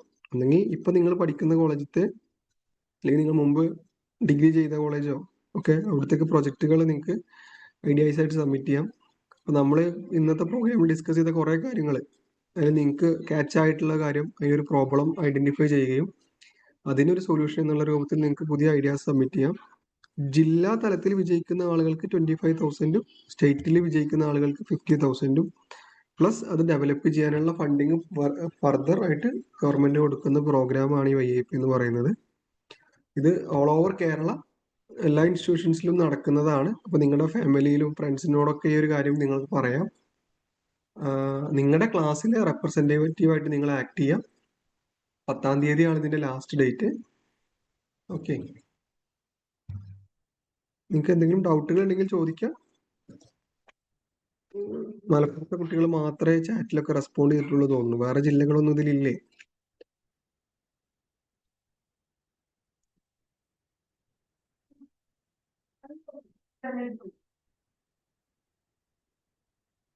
സാർ, പറയൂ.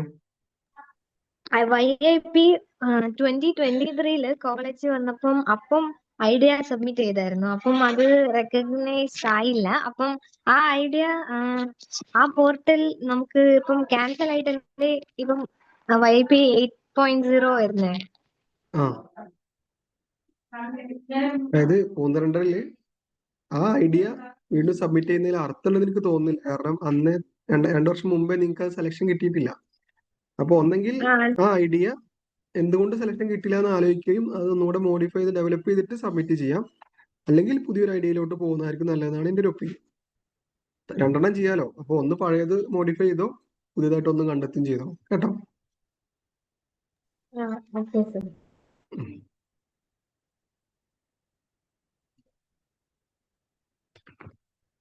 നമ്മോട് കൂടെ കുറച്ച് പേരാണ് ആക്റ്റീവായിട്ട് ഉണ്ടായിരുന്നത് പൂന്തണ്ടറില്.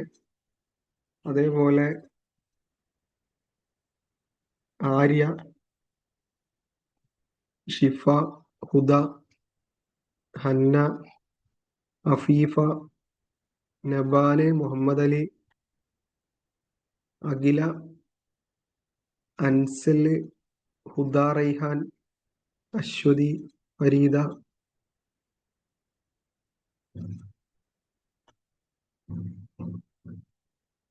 കാര്യമായിട്ട് ഇത്രയും ആളുകൾ നമ്മളോട് കൂടെ ആക്റ്റീവായിട്ടുണ്ടായിരുന്നു. എന്തായാലും സന്തോഷം. 2-3 ആളുകളോട് ഫീഡ്ബാക്ക്, ആരെങ്കിലും ഒരാൾ മൈക്ക് അൺമ്യൂട്ട് ചെയ്തിട്ട് നിങ്ങളുടെ ഫീഡ്ബാക്ക് പറഞ്ഞാൽ നല്ലതായിരിക്കും. എന്നിട്ട് നമുക്ക് വൈൻഡപ്പിലോട്ട് പോകാം.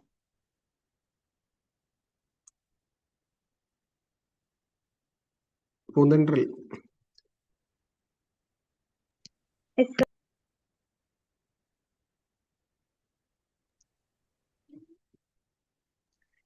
സെഷൻ നല്ല സെഷൻ ആയിരുന്നു. പുതിയ ഐഡിയാസ് ഒക്കെ കിട്ടി.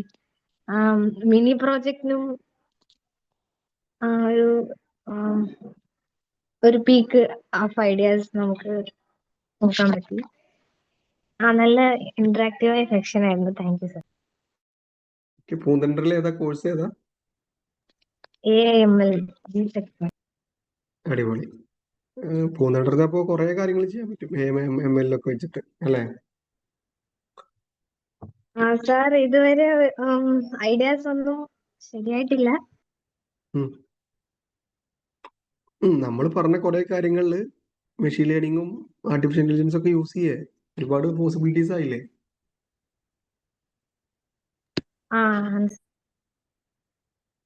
നമ്മളത് കോമൺ പ്ലാറ്റ്ഫോം ആയതുകൊണ്ട് കോമൺ എന്നുള്ള രൂപത്തിലാണ് പറഞ്ഞത്. അപ്പോൾ ഇതിലൊക്കെ തൻ്റെ എഡ്യൂക്കേഷൻ ബാക്ക്ഗ്രൗണ്ടിന്റെ ബേസിൽ കുറെ എന്താ പറയാ ML-ഉം AI ഒക്കെ കണക്ട് ചെയ്തിട്ട് കുറെ കാര്യങ്ങൾ ചെയ്യേ. പുതിയ ഐഡിയാസ് ആയിട്ട് വരട്ടെ. ബാക്കിയുള്ള ആളുകൾ അവരുടെ എക്സ്പെർട്ടൈസ് മേഖലയിലുള്ള കാര്യങ്ങൾ ചെയ്യാം. ഓക്കെ, മറ്റാരെങ്കിലും ഫീഡ്ബാക്ക് പറയാൻ?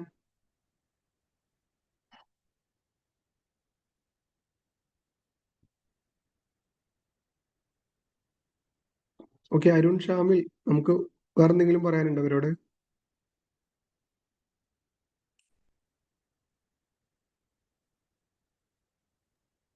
ഇല്ല, പ്രത്യേകിച്ചൊന്നും ഇല്ല. എല്ലാം ഷെൽഫിൽ കവർ ചെയ്തിട്ടുണ്ട്.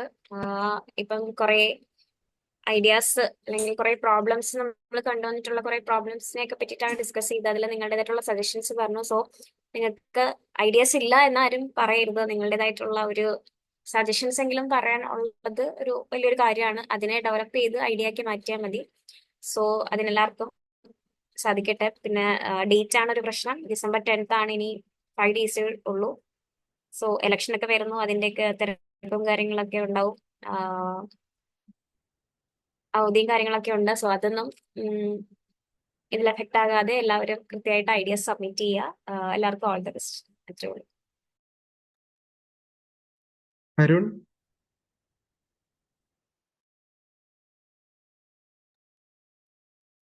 വയനാട് ജില്ലയിലേക്ക് നമുക്കൊരു ട്രെയിനൊക്കെ പോകണം കേട്ടോ.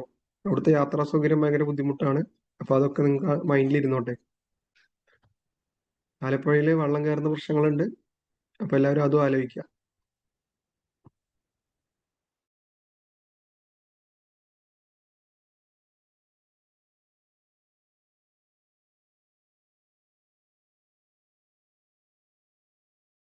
ഈ ഒരു പ്രോഗ്രാമിന്റെ റെക്കോർഡിങ്ങും നേരത്തെ ഷെയർ ചെയ്തിട്ടുള്ള ഒരു പ്ലേലിസ്റ്റിൽ നമ്മൾ അപ്ഡേറ്റ് ചെയ്യാം കേട്ടോ.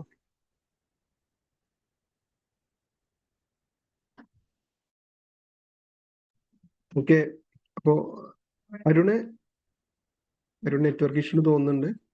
അപ്പൊ എന്തായാലും നമ്മള് ഈ ഒരു പ്രോഗ്രാം ഇവിടെ വൈൻഡ് അപ്പ് ചെയ്യാണ്. നമ്മൾ ഇതുമായി റിലേറ്റഡ് ആയിട്ട് ഇനി പ്രോഗ്രാംസ് ഉണ്ടെങ്കിൽ നിങ്ങളുടെ ഗ്രൂപ്പിൽ ഷെയർ ചെയ്യണ്ട്. നിങ്ങൾ അതിൽ കയറിയാൽ മതിയാവും. മീൻസ് എന്തായാലും ഇന്നത്തെ കണ്ടന്റ് കുറച്ച് നമ്മൾ ഒരു രീതിയിൽ ഉണ്ടാക്കിയിട്ടുള്ളൂ. പിന്നെ നെക്സ്റ്റ് പ്രോഗ്രാം ആകുമ്പോൾ നമ്മൾ വീണ്ടും സെപ്പറേറ്റ് വേറെ കണ്ടന്റ് ആയിരിക്കും ഉണ്ടാക്കുക. എന്തായാലും നോക്കാം. എല്ലാവർക്കും all the best wishes. 10th ആണ് ലാസ്റ്റ് ഡേറ്റ്. അപ്പൊ തന്നെ പ്ലാനിങ് തുടങ്ങുക. മാക്സിമം 2 ഐഡിയാസ് എല്ലാവരും സബ്മിറ്റ് ചെയ്യാൻ വേണ്ടി നോക്കുക. Okay, thank you. Officially programme conclude ചെയ്തിട്ട് അറിയിക്കും.